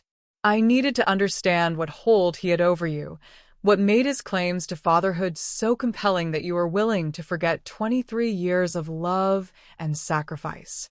Ethan was quiet for a long moment, and I could see him working through the implications, the timeline, the careful planning that had led to tonight's revelation. "And you never told me. Would you have believed me? 3 years ago, when you were completely under his influence, if I had come to you with this information, what would you have done?" He closed his eyes, and I could see him thinking through the scenario. 3 years ago, he would have accused me of fabricating evidence, of being jealous of his relationship with Richard, of trying to manipulate him out of spite and resentment. "I would have thought you were lying," he admitted, his voice thick with shame. "I would have accused you of making it up to try to turn me against him. I knew that. So I waited. I gathered evidence. I documented everything, and I waited for the right moment to tell the truth in a way that couldn't be dismissed or explained away." "The graduation dinner." "The graduation dinner," I confirmed.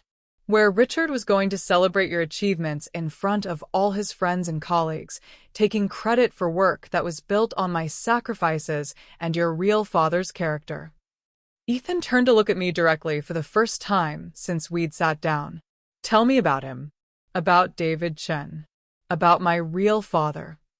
I felt tears prick at the corners of my eyes as I thought about David, the man I'd loved briefly but deeply before Richard had swept me away with his ambition and confidence and promises of a future that had turned out to be built on lies.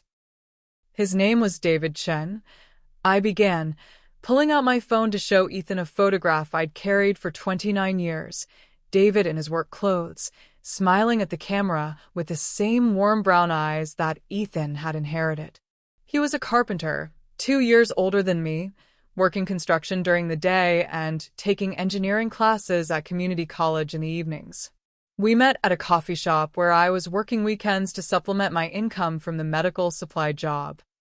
I watched Ethan study the photograph intently, and I could see him recognizing himself in David's features. Not just the physical resemblance, but something deeper, something in the expression that spoke of kindness and integrity. "He was genuinely kind," I continued.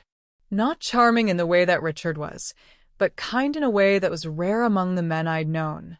He treated everyone with respect, the waitresses, the janitors, the security guards at the construction sites.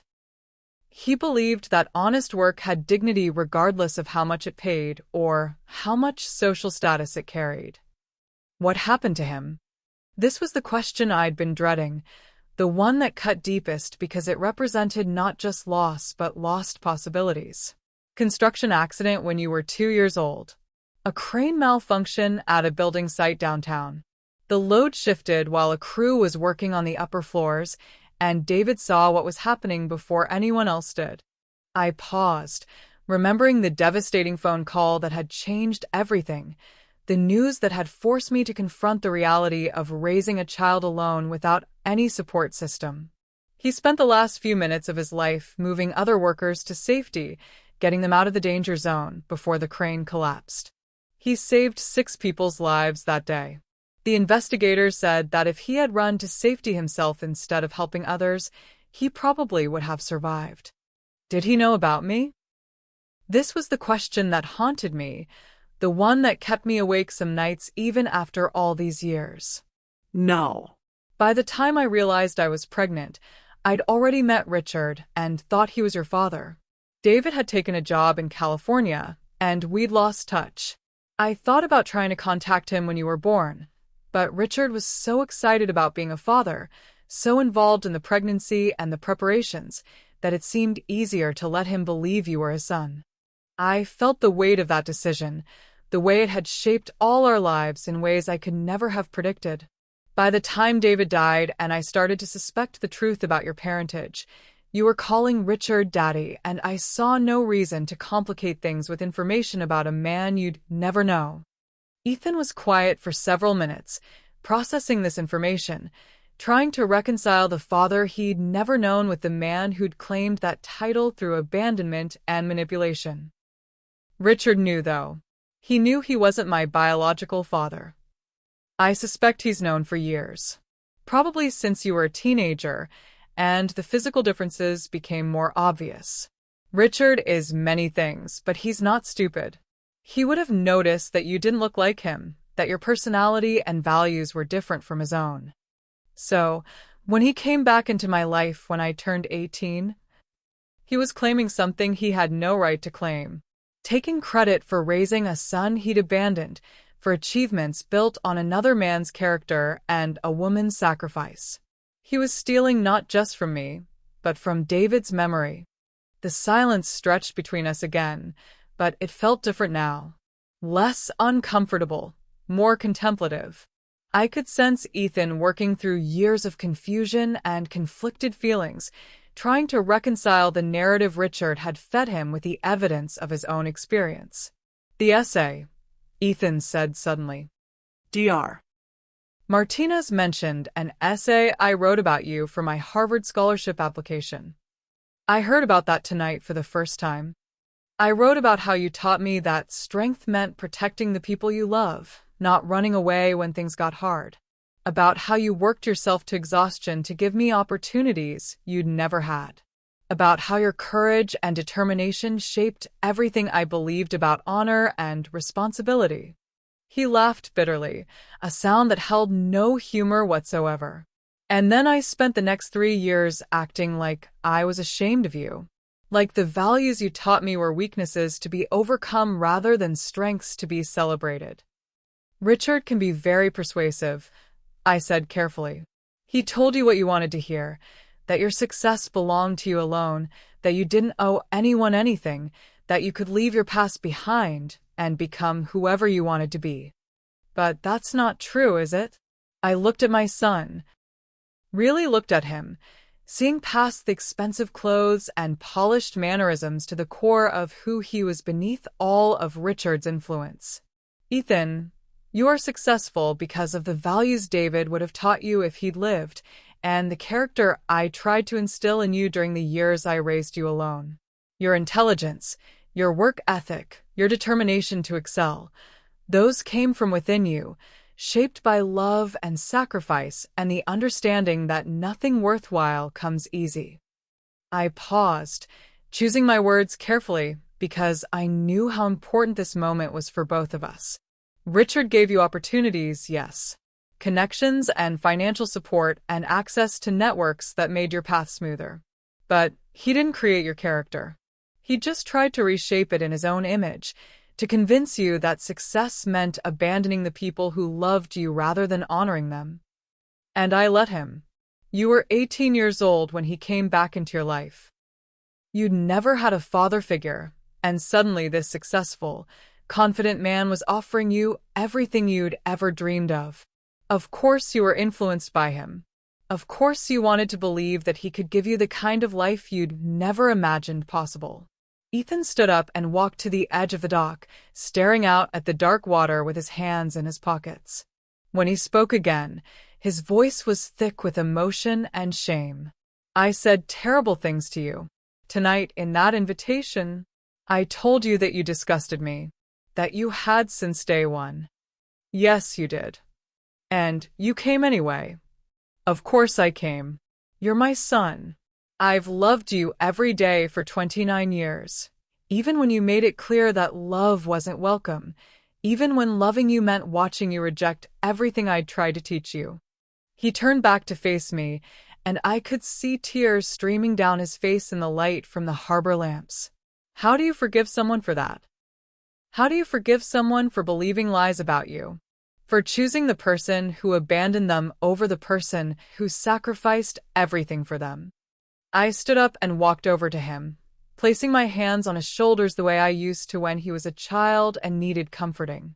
Ethan, forgiveness isn't something you earn through suffering or shame. It's something you accept through understanding. You were manipulated by someone who had years of practice at bending people to his will, someone who knew exactly which psychological buttons to push to make you doubt your own experiences and memories. But the things I said, the way I treated you, hurt me deeply, I admitted, because he needed to understand the real consequences of his choices. There were nights I cried myself to sleep wondering what I'd done wrong, wondering how the son I'd raised with so much love could look at me with such contempt and dismissal. I paused, letting him absorb the reality of the pain he'd caused while also offering him the possibility of redemption.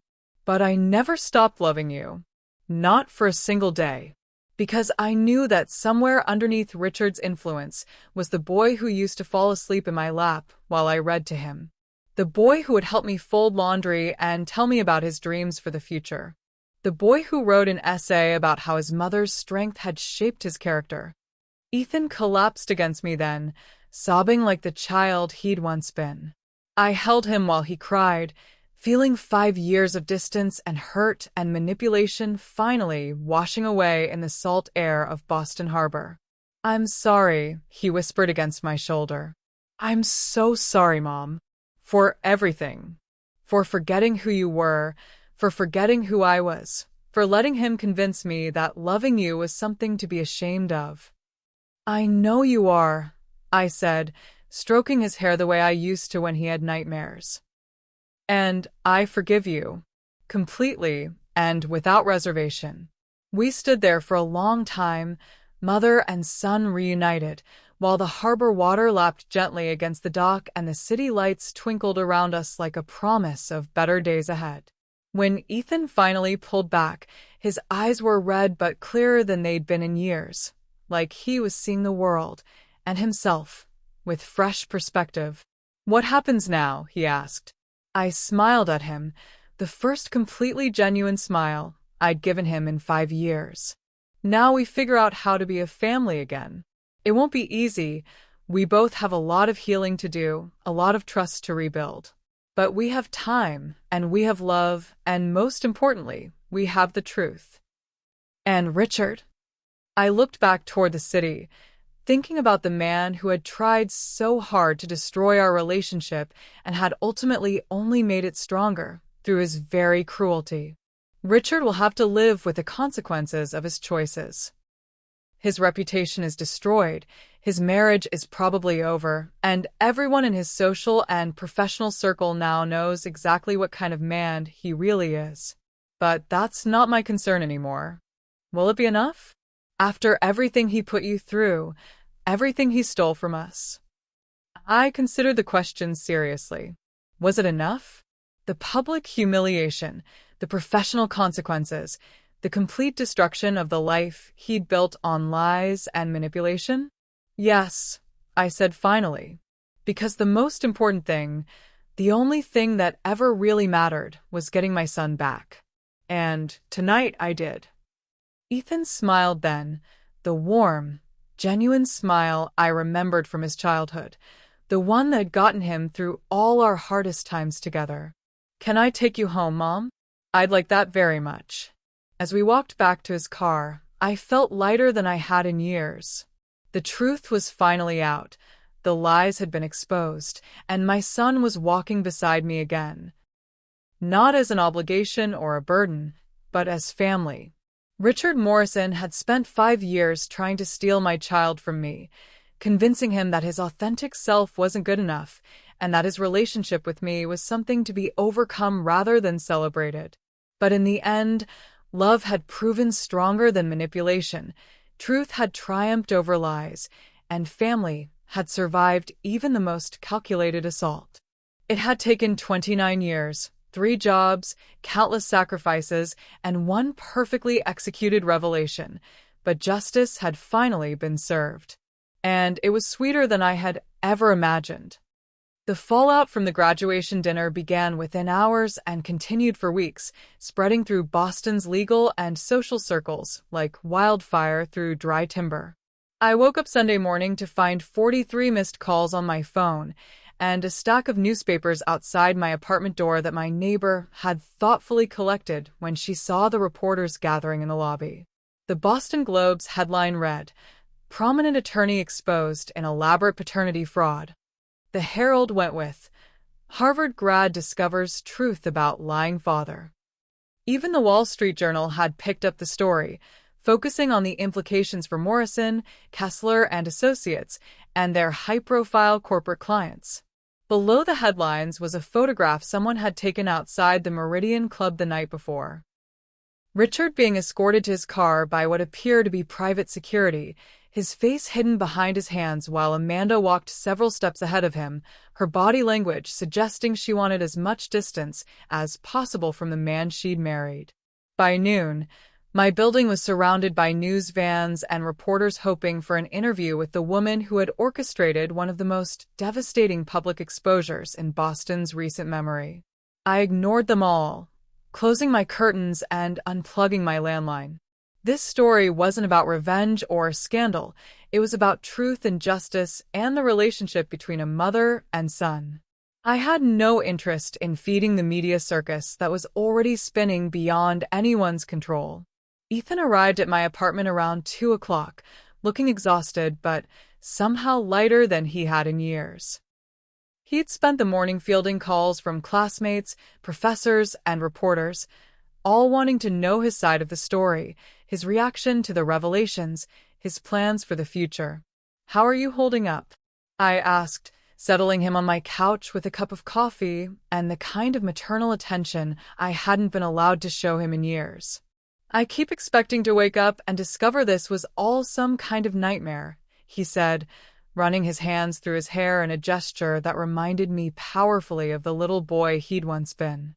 But then I remember how I felt watching that video, finally understanding what really happened, and I know it was the best thing that could have happened to me. He paused, staring into his coffee cup as if it might contain answers to questions he didn't know how to ask. "Richard called me this morning. 14 times. I finally answered on the 15th call." "What did he say?" "He wanted to explain. To give me his version of events. To convince me that you'd manipulated the evidence, taken things out of context, that the DNA test was somehow falsified or misinterpreted." Ethan looked up at me with eyes that were clear and certain in a way they hadn't been for years. "And what did you tell him?" I told him that for the first time in 5 years, everything finally made sense. That I remembered who I was before he came back into my life and convinced me to be ashamed of it. That I was disgusted with the man I'd become under his influence, and that I wanted nothing more to do with him or his lies. How did he respond? He hung up, but not before telling me that I was making the biggest mistake of my life, that I'd regret choosing you over him, that I was throwing away opportunities and connections that could never be replaced. I felt a flash of the old anger at Richard's continued attempts to manipulate and control, but it passed quickly. He was facing the destruction of everything he'd built, his reputation, his marriage, his place in Boston society. Lashing out at Ethan was just the desperate reaction of a man who had lost everything and couldn't accept responsibility for his own choices. "I'm sorry he put you in that position. Don't be." I needed to say those things. I needed him to understand that his hold over me was broken, that I could see clearly for the first time in years. The intercom buzzed, and I was surprised to hear Dr. Martinez's voice asking to come up. I'd given her my address the night before when she'd offered to provide professional counseling support for both Ethan and me as we navigated the aftermath of such a dramatic revelation. She arrived carrying a bottle of wine, and a bag of takeout from our favorite Chinese restaurant, her usual professional demeanor replaced by something warmer and more personal. "I hope you don't mind the intrusion," she said, "but I thought you might want some company while the media circus is going on downstairs. And I figured you might not have had a chance to eat today with everything that's been happening." We spent the afternoon talking, really talking about everything that had happened, everything that had led to this moment, and everything that would come next. Dr. Martinez helped us process the magnitude of the revelation, the psychological impact of Richard's manipulation, and the steps we need to take to rebuild our relationship on a foundation of honesty rather than the mixture of love and resentment that had characterized our interactions for the past 5 years. "The thing you need to understand, Ethan," she said as we worked through our third container of lo mein, "is that what happened to you is a recognized form of psychological abuse. Parental alienation is a real phenomenon, and Richard executed it with textbook precision." "How so?"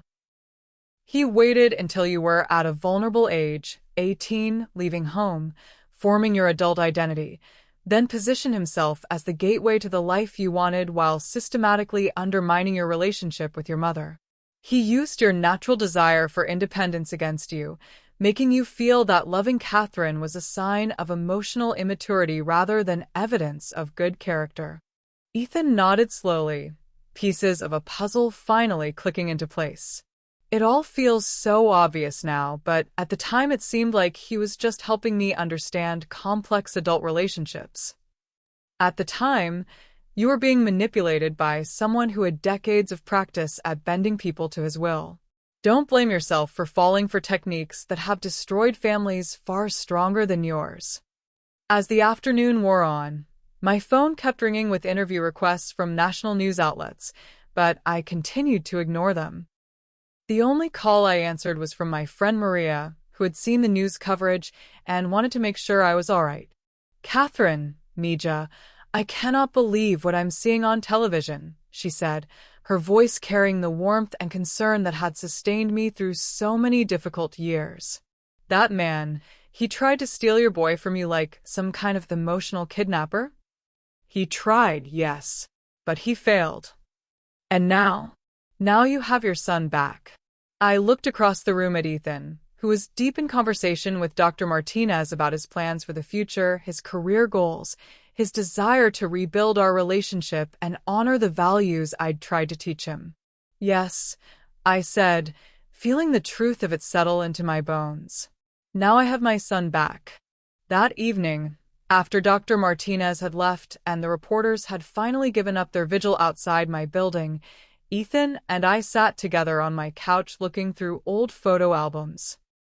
Pictures of his childhood that I'd preserved through all our moves and financial struggles, memories of the life we'd built together before Richard had interfered with his lies and manipulation. "Look at this one," Ethan said, pointing to a photograph of him at age 10, wearing a homemade Halloween costume and grinning at the camera. "I remember you staying up all night sewing that cape because I decided at the last minute that I wanted to be Superman instead of a pirate. You told me that Superman's real power wasn't his strength. I remembered. It was that he never gave up on people, even when they gave up on themselves. I used to believe that. You can believe it again." He closed the album and turned to face me, his expression serious but hopeful. "Mom, I want you to know that what happened tonight, the video, the revelation, all of it, it wasn't just about exposing Richard's lies. It was about showing me who I really am. Who I was before he convinced me to be ashamed of where I came from." "And who are you?" Ethan smiled, and for the first time in years, it was the smile I remembered from his childhood. Warm, genuine, full of love and possibility. "I'm the son of Catherine Woods, a woman who taught me that strength comes from protecting the people you love, not from running away when things get hard. A woman who showed me that character is built through struggle, not inherited through privilege." He paused, his voice growing stronger with conviction. "And I'm the son of David Chen, a man I never got to meet but whose values live in me anyway." A man who believed in honest work and treating people with dignity, who died trying to protect others, because that's what good men do. Tears filled my eyes as I listened to my son reclaim his identity, choosing the legacy of love and sacrifice over the empty promises of wealth and status. "That's exactly who you are," I whispered. "I want to honor that," Ethan continued. "I want to build a life that would make both of them proud. David for his integrity and selflessness, you for your strength and determination." "What does that look like?" "I don't know yet. But I know it doesn't look like the life Richard was planning for me. It doesn't look like using my Harvard degree to make rich people richer while pretending that success is just about personal achievement." The next morning brought news that would cement Richard's downfall completely. Amanda Morrison had filed for divorce, and according to the statement released by her attorney, she was seeking dissolution of their marriage based on fraud, deception, and irreconcilable differences regarding moral character and personal integrity. More damaging still, 3 of Richard's former clients had come forward claiming that he had misrepresented facts in their cases, using the same manipulative techniques he employed on Ethan to convince them to accept settlements or plea agreements that weren't in their best interests. The Massachusetts Bar Association announced they were opening a formal investigation into his professional conduct, and several ongoing cases were being reviewed for potential misconduct. By Wednesday, Morrison, Kessler, and Associates had issued a statement distancing themselves from Richard and placing him on indefinite administrative leave pending the outcome of the bar investigation. His nameplate was removed from the building directory, his parking space was reassigned, and his access cards were deactivated. Richard Morrison's 30-year legal career was over. I felt no satisfaction in his professional destruction, only a profound sense that natural consequences were finally catching up with choices that had been years in the making.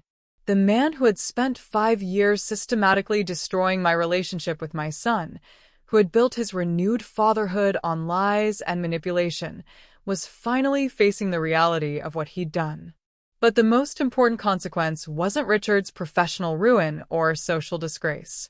It was the transformation I saw in Ethan as the days passed, as he began to remember who he'd been before Richard's influence had shaped him into someone else. The cold, polished young man who had been so embarrassed by my presence at his graduation dinner was gone, replaced by someone warmer, more genuine, more connected to his own authentic values. He started visiting me daily, not out of obligation, but because he genuinely wanted to rebuild our relationship and rediscover the person he'd been before Richard had convinced him to be ashamed of his background. He also began making changes in his own life that reflected his renewed understanding of who he was and what mattered to him. He declined a lucrative offer from a prestigious investment firm, a position Richard had arranged through his connections, and instead started researching nonprofit organizations and social justice causes where he could use his business education to make a real difference in people's lives. "I want to do work that matters," he explained when he told me about his decision. "Work that helps people build something real, not just work that makes wealthy people wealthier while the rest of the world struggles." It was exactly the kind of choice David Chun would have made, the kind of decision that honored both the values I'd tried to instill and the character he'd inherited from his biological father. 2 weeks after the graduation dinner, Ethan and I were having lunch at a small cafe near my apartment when a familiar figure approached our table. Rachel Kim, the journalist who had interviewed me that night, stood beside us with a hopeful expression and what appeared to be a thick folder of documents. "Ms. Woods, Mr. Woods, I'm sorry to interrupt your meal, but I wanted to thank you for the story you've given our city. The response to our coverage has been unprecedented." "What kind of response?" Ethan asked, setting down his sandwich. "We've received hundreds of letters from readers sharing their own experiences with parental alienation, family manipulation, and the struggle to reconnect with estranged loved ones. Your story has inspired people to reach out to family members they'd lost touch with, to question relationships that might be built on manipulation rather than genuine love." She opened the folder and showed us a sampling of the letters, handwritten notes, typed emails, even a few that appeared to have been dictated to someone else because the writers were too elderly or infirm to write themselves. Ms. Woods, you've become something of a symbol for parents who've been systematically erased from their children's lives. People are calling you courageous, inspirational, a woman who refused to accept injustice even when fighting it seemed hopeless. I felt uncomfortable with the attention, but I understood why the story had resonated with so many people. Family manipulation was more common than most people realized, and Richard's techniques, the gradual erosion of relationships, the rewriting of history, the substitution of material benefits for emotional connection, were employed by manipulative family members everywhere. "I just wanted my son back," I said simply. "And you got him back through patience, planning, and an absolute refusal to give up on love." That's a powerful message for a lot of people who are struggling with similar situations. After Rachel left, Ethan reached across the table and took my hand, a gesture that would have been unthinkable just 2 weeks earlier. "Are you okay with all the attention? I know this isn't what you wanted when you planned the video."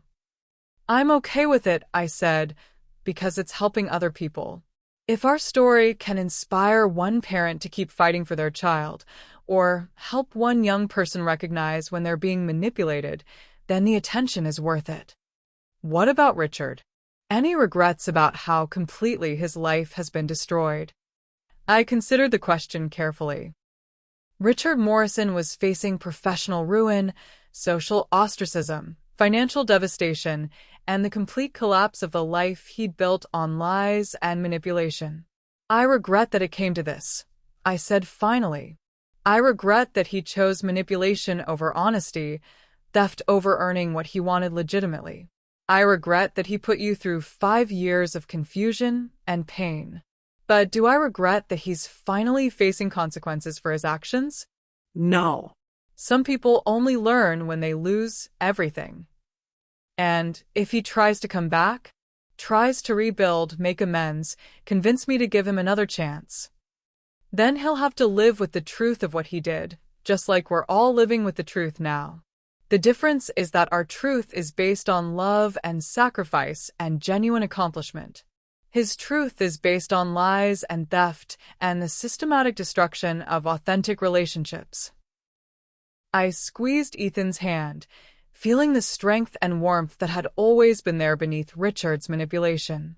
"You're free now, sweetheart. Free to be the man you were always meant to be, without anyone trying to reshape you in their image or convince you to be ashamed of where you came from.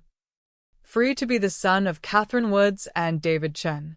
Free to be yourself."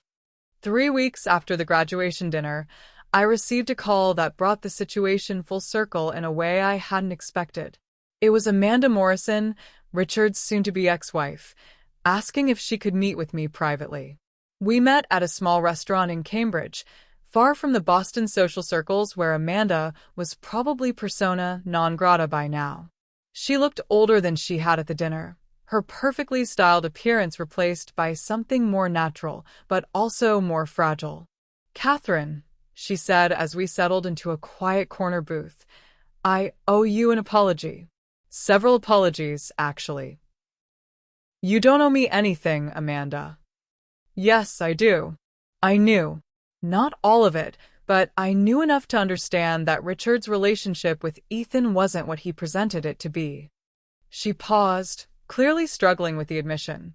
"When Richard and I got married, he told me he had a son from a previous relationship, but that the mother was difficult and had made it impossible for him to maintain contact. He said it was a painful situation that he preferred not to discuss." Did you believe him? I wanted to believe him.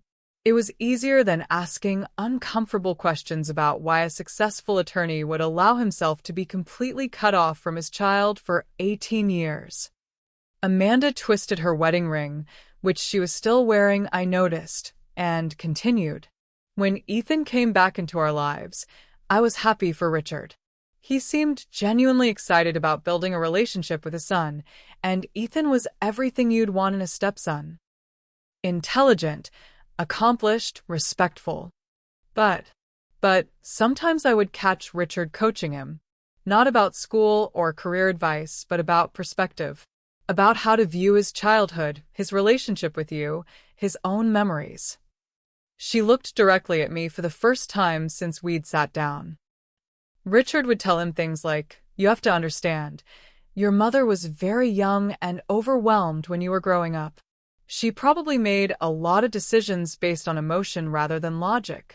Or, "It's natural for children to idealize their primary caregiver, but as an adult, you can see the situation more objectively." I felt my jaw clench, but I remained silent. I told myself it was just a father helping his son process a complicated childhood. But deep down, I knew he was systematically undermining Ethan's relationship with you. "Why didn't you say anything?" Amanda's laugh was bitter and self-aware. "Because I was complicit. Because having Ethan in our lives made Richard happy, and a happy Richard was easier to live with. Because I enjoyed being seen as the supportive stepmother to a Harvard graduate. Because I was selfish." She paused, then added quietly, "And because I was afraid of what I might find if I looked too closely at the man I'd married." We sat in silence for several minutes, both of us processing the implications of her confession. "What will you do now?" I asked. "Divorce him, obviously. My attorney says I have grounds to claim fraud in the marriage itself, given the extent of his deception about his character and his past." "And after that?" "I don't know. I'm 48 years old, and I'm just now realizing that I've spent the last 15 years married to a man I never really knew. It's humbling." As Amanda prepared to leave, she reached into her purse and pulled out an envelope. "This is for you," she said. "Richard doesn't know I have it, and he certainly doesn't know I'm giving it to you." Inside the envelope was a cashier's check for $500,000. "What is this?" Richard used marital assets, money that belonged to both of us, to fund his lifestyle during the years he was rebuilding his relationship with Ethan. Expensive dinners, trips, gifts, even some of the costs associated with Ethan's education. Money that should have been disclosed to me as joint expenses. She stood up to leave, then paused one more time. "I can't undo the damage Richard caused, and I can't make up for my own complicity in his manipulation. But I can make sure you're compensated for some of what he stole from you." "Amanda, I can't accept this." "Yes, you can. And you should. You earned it through 23 years of love and sacrifice that Richard tried to claim credit for. Consider it back pay for services rendered." That evening, I called Ethan to tell him about the meeting and Amanda's unexpected gesture. $500,000, he said, his voice filled with amazement. "What will you do with it?" "I don't know yet. Maybe travel. Maybe finally take that European vacation I've been putting off for 25 years. Maybe invest it so I can retire with some dignity. Maybe," Ethan said carefully, "you could use some of it to help other families going through what we went through." "What do you mean?" "I've been doing research on parental alienation, on the support systems available for families dealing with manipulation and estrangement. There isn't much out there, Mom. Most parents in your situation just give up because they don't know how to fight back or they can't afford the kind of long-term strategic planning you were able to do." I could hear the excitement building in his voice as he spoke. "What if we could create something? A foundation or organization that helps other families navigate these situations, that provides resources and support, and maybe even funding for people who need professional help to document manipulation or gather evidence." It was a beautiful idea, and one that would honor both our suffering and our victory in a way that could help prevent other families from going through what we'd experienced. "Tell me more," I said. "I'm still thinking it through, but imagine if we could combine your experience and strategic thinking with my business education and research skills. We could create something that would make a real difference in people's lives. Using our pain to help others heal. Using our strength to help others find their own strength." As we talked late into the night, I realized that Richard's manipulation had inadvertently given us something valuable, a deep understanding of how psychological warfare works within families and the skills needed to combat it. He tried to steal my son from me, but in the end, he'd given us both a mission that would define the rest of our lives. It was a kind of justice I'd never imagined, but it was perfect in its own way. 6 months after the graduation dinner that changed everything, Ethan and I were sitting in a lawyer's office downtown, signing papers that would formalize what had already become reality in our hearts. Ethan was legally changing his name from Ethan Richard Woods to Ethan David Woods, honoring the father he'd never known while severing his last connection to the man who had manipulated and abandoned him. The process had been Ethan's idea, part of his journey to reclaim his authentic identity and build a life based on truth rather than the lies Richard had fed him for 5 years. "Are you absolutely sure about this?" I asked as we reviewed the final documents. "This will affect your Harvard degree, your professional network, potentially your future career prospects. Some people might see it as an overreaction." Ethan looked up from the papers with eyes that were clear and certain, more confident than I'd seen him since before Richard's return to our lives. "Mom, I've spent 6 months working with people who judge success by impact rather than income, who measure worth by character rather than connections.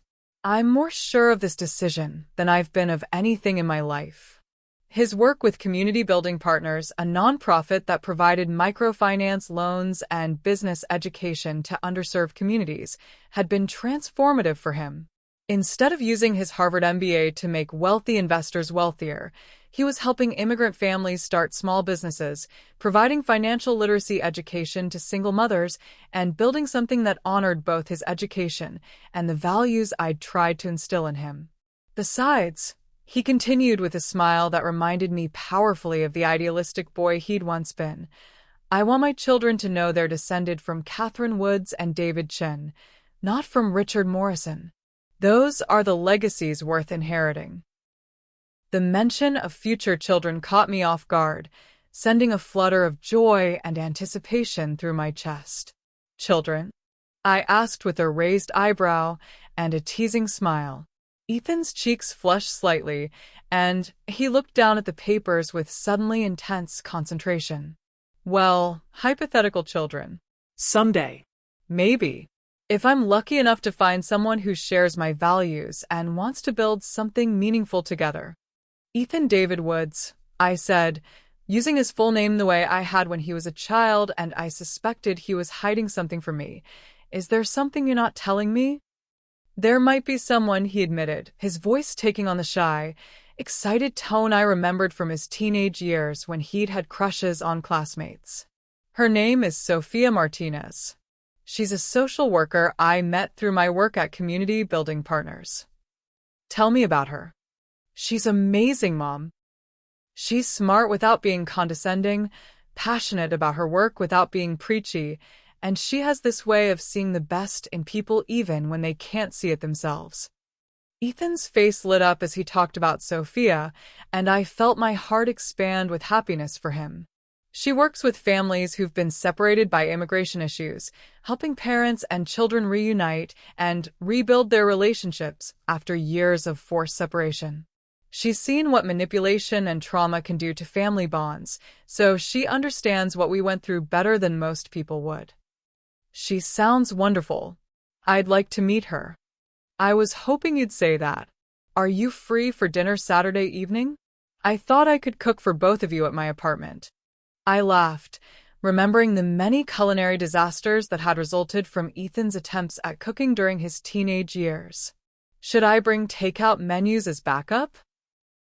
"Hey, I've learned a lot in the past few years," he protested with mock indignation. "Living on my own, having to fend for myself without Richard's housekeeper and personal chef, it taught me some basic life skills, including the skill of ordering good takeout from expensive restaurants, including the skill of making a decent lasagna from scratch. Thank you very much." Saturday evening found me standing outside Ethan's apartment building in Cambridge, holding a bottle of wine and feeling nervous in a way I hadn't experienced in years. I was about to meet the woman who might become my daughter-in-law, and I wanted desperately for her to like me, to understand the journey Ethan and I had been on, to accept me as part of whatever family they might build together. Ethan opened the door wearing an apron that read, "Kiss the Cook," and looking more relaxed and happy than I'd seen him since childhood. His apartment was small but tastefully furnished, with books and artwork that reflected his interests rather than the expensive but impersonal decorator touches that had characterized his living spaces during his years under Richard's influence. "Mom, perfect timing," he said, embracing me warmly. "Sophia just arrived, and dinner's almost ready." He led me into his small dining room, where a young woman was arranging flowers in a simple glass vase. She was pretty in an understated way, with dark hair pulled back in a practical ponytail and warm brown eyes that radiated intelligence and compassion. She wore a simple dress and minimal makeup, but there was something about her presence that suggested inner strength and genuine confidence. "Sophia, this is my mother, Catherine Woods." Sophia stepped forward with her hand extended and a smile that seemed genuine rather than polite. "Ms. Woods, it's such an honor to meet you. Ethan has told me so much about you, about everything you've been through together. I feel like I already know you. Please call me Catherine. And the honor is mine. Ethan speaks of you constantly. I was beginning to think you might be too good to be true." Over dinner, which was, to my amazement, actually a quite delicious homemade lasagna accompanied by garlic bread and a fresh salad, I found myself completely charmed by Sophia Martinez. She was intelligent without being pretentious, passionate about her work without being self-righteous, and clearly devoted to my son in a way that reminded me of healthy love rather than the manipulation and control that had characterized Richard's relationships. "Ethan told me about the video," Sophia said as we cleared the dishes and moved to the living room for coffee. "About how you exposed what Richard had been doing to your family. That took incredible courage and patience." "It took incredible patience," I corrected. "The courage was Ethan's, in choosing to face the truth even when it was painful and disorienting. I work with families destroyed by manipulation all the time," Sophia continued, settling onto the couch beside Ethan with natural ease. "Immigration authorities, abusive ex-partners, even well-meaning relatives who think they know what's best. There are so many ways that authentic family relationships can be damaged or destroyed by outside interference." She paused, looking between Ethan and me with something that might have been admiration. "Most families never recover from that kind of systematic alienation. The fact that you two found your way back to each other, that you were able to rebuild trust and love after years of manipulation, it gives me hope for the families I work with every day." As the evening progressed, I watched the easy interaction between Ethan and Sophia, the way they finished each other's sentences and shared private jokes, the way their hands found each other without conscious thought. But more importantly, I saw how Sophia brought out the best in my son, his humor, his compassion, his natural warmth that Richard had tried so hard to suppress. Where Richard had encouraged Ethan to see relationships as transactional, Sophia helped him understand that love was about mutual support and genuine care. Where Richard had pushed him to view his background as something to overcome or hide, Sophia celebrated the strength and character his upbringing had given him. "Mom," Ethan said as we moved to the living room for coffee and dessert, "there's something I want to tell you. Something I should have shared months ago." I felt a flutter of nervousness, wondering what new revelation was coming. "I've been seeing a therapist, Dr. Patricia Hernandez. She specializes in helping people recover from emotional manipulation and family trauma." "Oh, sweetheart, that's wonderful. How has it been?" "Difficult, but necessary," Ethan replied honestly. "She's helped me understand how thoroughly Richard rewired my thinking, how he convinced me that my love for you was weakness rather than strength, that gratitude was a burden rather than a virtue. Sophia reached over and took his hand, offering silent support and encouragement. One of the things we've worked on is understanding the difference between earned relationship and bought relationship. Richard bought his way into my life with opportunities and connections and material benefits. But you earned your place in my life through 23 years of love and sacrifice and unwavering support. I felt tears prick at the corners of my eyes as I listened to my son articulate truths that I'd always hoped he would understand but had feared he might never remember. Dr. Hernandez says that people who've experienced parental alienation often struggle with trust and attachment for years afterward. But she also says that having one secure, loving relationship as a foundation can help heal all the other damage. He looked directly at me, his eyes serious and grateful and full of the love that had been buried but never truly destroyed. You were that foundation for me, Mom. Even when I couldn't see it, even when Richard convinced me to reject it, that foundation was still there. And it's what's allowing me to build something real with Sophia, something based on genuine love rather than manipulation or transaction. Ethan, Sophia said softly, her voice carrying a hint of excitement, this is probably the perfect time. My son's face broke into a grin that could have powered the entire city, and he reached into his pocket to pull out a small velvet box. Mom, I wanted you to be the first to know. Sophia and I are engaged. He opened the box to reveal a simple but beautiful diamond ring, not the ostentatious display that Richard would have encouraged, but something elegant and meaningful that spoke of genuine love rather than showmanship. I asked Sophia to marry me last week, but we wanted to tell you together. We wanted you to be part of this from the very beginning because family, real family, authentic family, is the most important thing we have. I looked at these two young people, so clearly in love, so committed to building something authentic and lasting, and felt my heart overflow with joy and gratitude. When's the wedding? I asked through happy tears.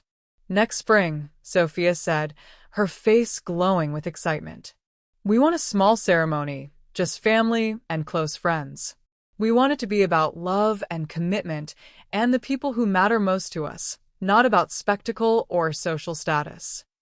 And Mom, Ethan added, his voice taking on a tone of deep sincerity, I want you to walk me down the aisle. I know that's not traditional, but you're the parent who raised me, who shaped my character, who deserves to be honored at my wedding. I couldn't speak for a moment, overwhelmed by the generosity and love in the gesture. Are you sure? I finally managed. It's your day. You should do whatever feels right to you, whatever would make you happiest. This feels right, he said firmly, walking down the aisle with the woman who made me possible, toward the woman who makes me whole. It's exactly how I want to start my marriage. The contrast with Richard's influence couldn't have been more stark. Where Richard had encouraged Ethan to see family relationships as obligations to be managed, Sophia helped him understand that they were sources of strength to be celebrated.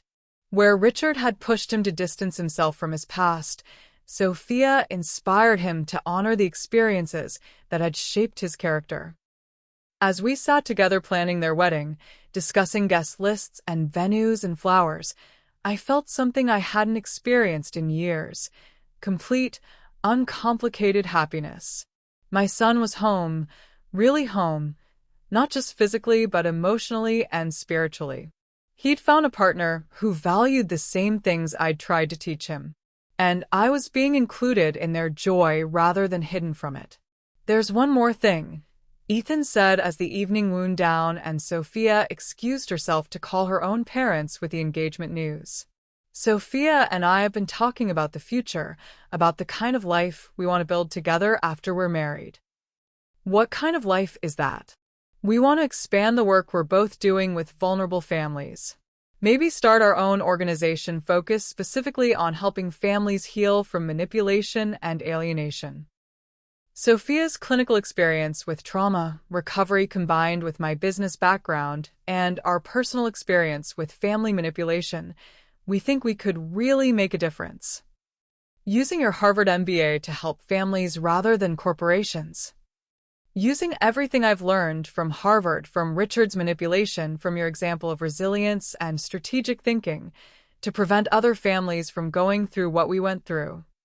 I looked at my son, this remarkable young man who had transformed pain into purpose, who had chosen service over status, who had found his way back to the values I'd tried to instill in him despite 5 years of systematic brainwashing.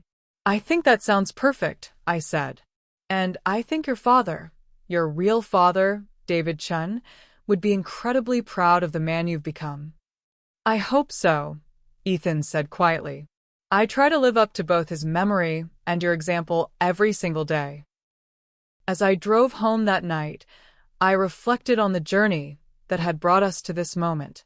The pain of Richard's manipulation, the years of distance and hurt and confusion, the careful planning that had led to the graduation dinner revelation, all of it had been worth it to see my son reclaim his authentic self and build a life based on love rather than lies. Richard Morrison had spent 5 years trying to remake Ethan in his own image, to turn him into another version of himself.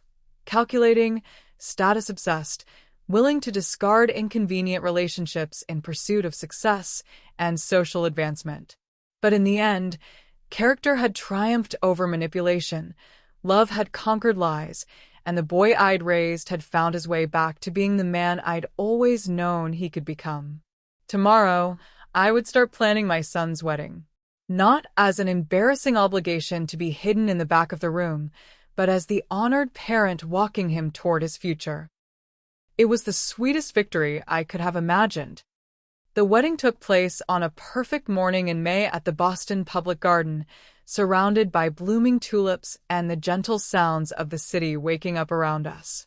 It was everything Sophia and Ethan had wanted. Intimate, meaningful, focused on love and commitment rather than spectacle or social positioning. I stood at the edge of the small gathering of family and friends, wearing a dress I'd bought specifically for this day, not navy blue this time, but a soft lavender silk that complemented my silver hair and made me feel beautiful rather than invisible. In my hands was a bouquet of white roses that matched the one Sophia would carry, a symbol of the new family we were all becoming together. The guest list was small but carefully chosen, limited to people who genuinely loved and supported Ethan and Sophia rather than those who might provide social or professional advantages. Dr.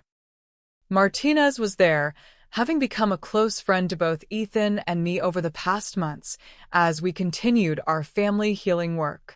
Sophia's family, warm, welcoming people who had embraced Ethan completely, filled 2 rows of chairs, their joy and excitement palpable in the spring air.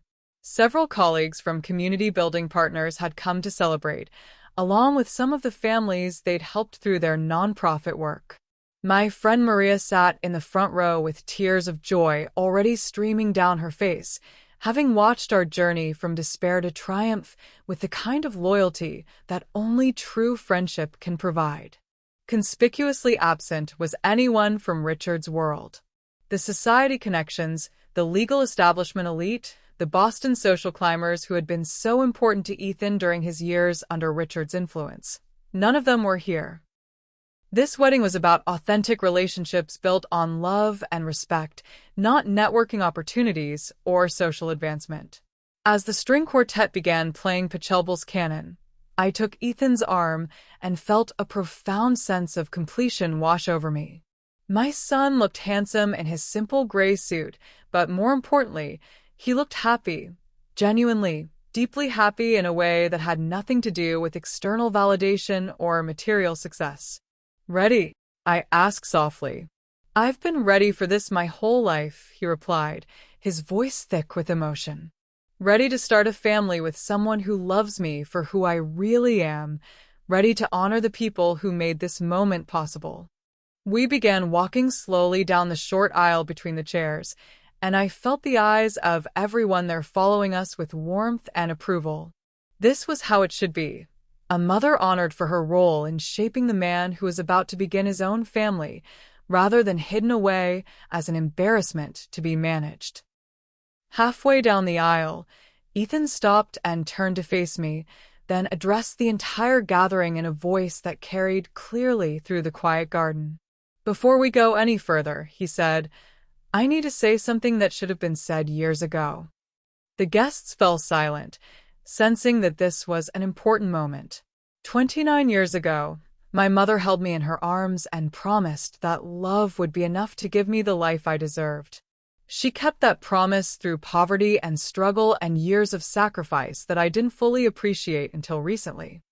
I felt tears beginning to flow as he continued, his voice growing stronger and more confident with each word. She worked 3 jobs so I could attend good schools. She wore the same clothes for years so I could have what I needed to compete with children from wealthier families. She gave up her own dreams, her own chances at happiness and financial security, so I could pursue mine. He paused, looking directly into my eyes while speaking loudly enough for everyone to hear. And when someone tried to steal me from her with lies and manipulation, she fought for me with patience and strategy and an absolute refusal to give up on the love between a mother and her child. The small gathering erupted in spontaneous applause, and I saw that half the guests were crying along with me.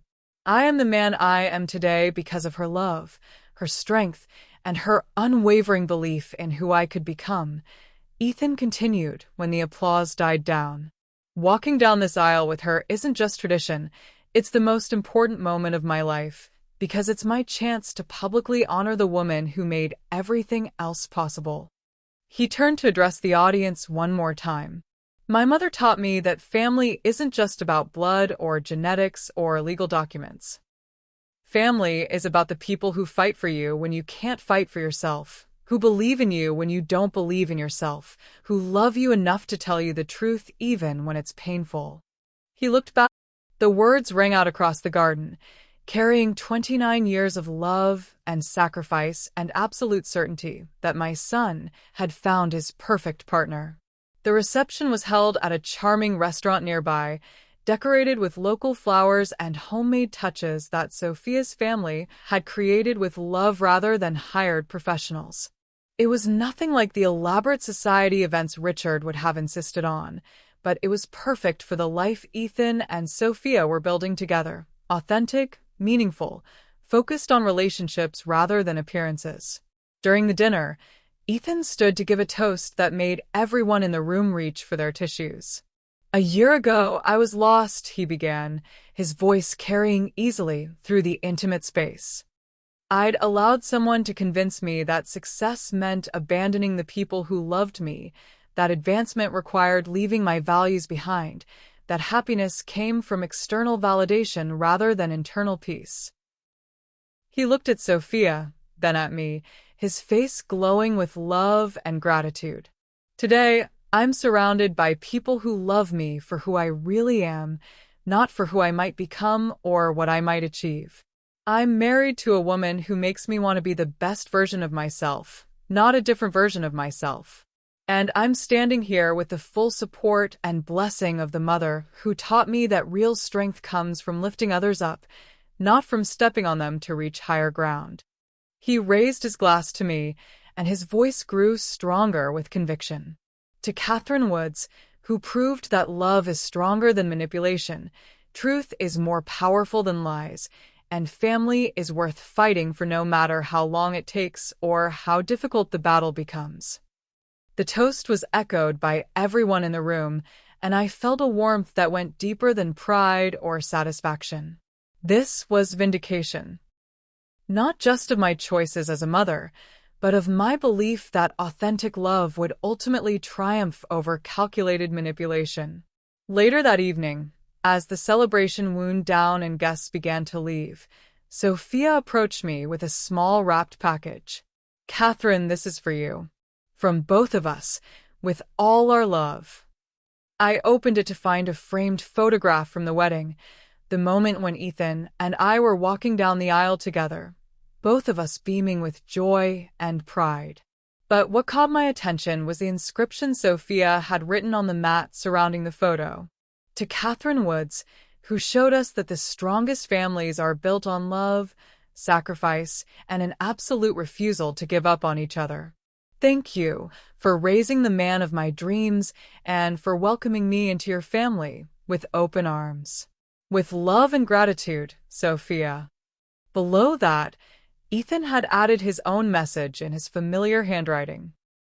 Mom, this photo captures the moment when everything came full circle. Thank you for fighting for us when I didn't know we needed fighting for. Thank you for showing me what unconditional love looks like. I love you always. Ethan David Woods. Ethan David Woods. His new legal name, honoring both me and the father he'd never known but whose character lived on in his values and choices. As the evening ended and the newlyweds prepared to leave for their honeymoon, a simple camping trip to Acadia National Park, because they wanted to start their marriage connecting with nature rather than luxury, Ethan called me aside for one final conversation. Mom, I need you to know that none of this would have been possible without what you did at the graduation dinner. Without you having the courage to expose the truth publicly, I might have spent years trying to figure out why I felt so disconnected from myself and my authentic values. You would have figured it out eventually. Your character is too strong to be permanently suppressed by someone else's manipulation. Maybe. But by then, how much damage would have been done? How many years would we have lost? How many opportunities to know each other as the people we really are would have slipped away? He paused, looking out at the garden where we'd celebrated his wedding to a woman who truly understood and valued him. Richard took 5 years from us, but you made sure he couldn't take any more. You gave me back my authentic self, my real family, my understanding of what actually matters in life. And what matters? Love. Honesty. The kind of relationships where you're valued for who you are, not what you can provide or achieve. The knowledge that family means people who fight for you, not people who try to reshape you into their image of who you should be. As I drove home that night, I thought about the journey that had brought us to this perfect day. 5 years of distance and pain and systematic manipulation, followed by months of revelation and reconciliation and healing. Richard Morrison's plan had been flawless in its conception. Steal a young man from his mother by convincing him that his background was shameful and his authentic self was insufficient for the life he deserved. Replace love with transaction, family with networking, character with status. But Richard had made one fatal miscalculation. He had underestimated the power of a mother's love and the strength of authentic character. He had assumed that 18 years of foundation could be overwritten by 5 years of manipulation. He had been profoundly, irreversibly wrong. Tonight, my son was beginning his honeymoon as Ethan David Woods, married to a woman who celebrated his values rather than trying to change them, surrounded by people who loved him for exactly who he was rather than who he might become. And Richard Morrison was alone somewhere, facing a future built on the wreckage of his lies and manipulation, his reputation destroyed, his family lost, his carefully constructed life reduced to nothing. The contrast couldn't have been more complete or more satisfying. I had spent 29 years raising my son to be a man of character, compassion, and integrity. Richard had spent 5 years trying to turn him into a mirror image of himself, calculating, manipulative, willing to discard inconvenient relationships in pursuit of advancement. But in the end, love had triumphed over manipulation, truth had conquered lies, and the boy I'd raised had become exactly the man I'd always known he could be. If this story of manipulation, perseverance, and ultimate triumph touched your heart, make sure to hit that like button and subscribe for more incredible tales of resilience and justice. Drop a comment below. Have you ever had to fight for a relationship that someone else was trying to destroy? Your story might be exactly what someone else needs to hear to keep fighting for the people they love. Remember, real love doesn't give up, it just gets stronger. Sometimes the most powerful victories are built on patience, truth, and the unbreakable bond between people who refuse to let others tear them apart. Until next time, keep believing in the power of authentic love.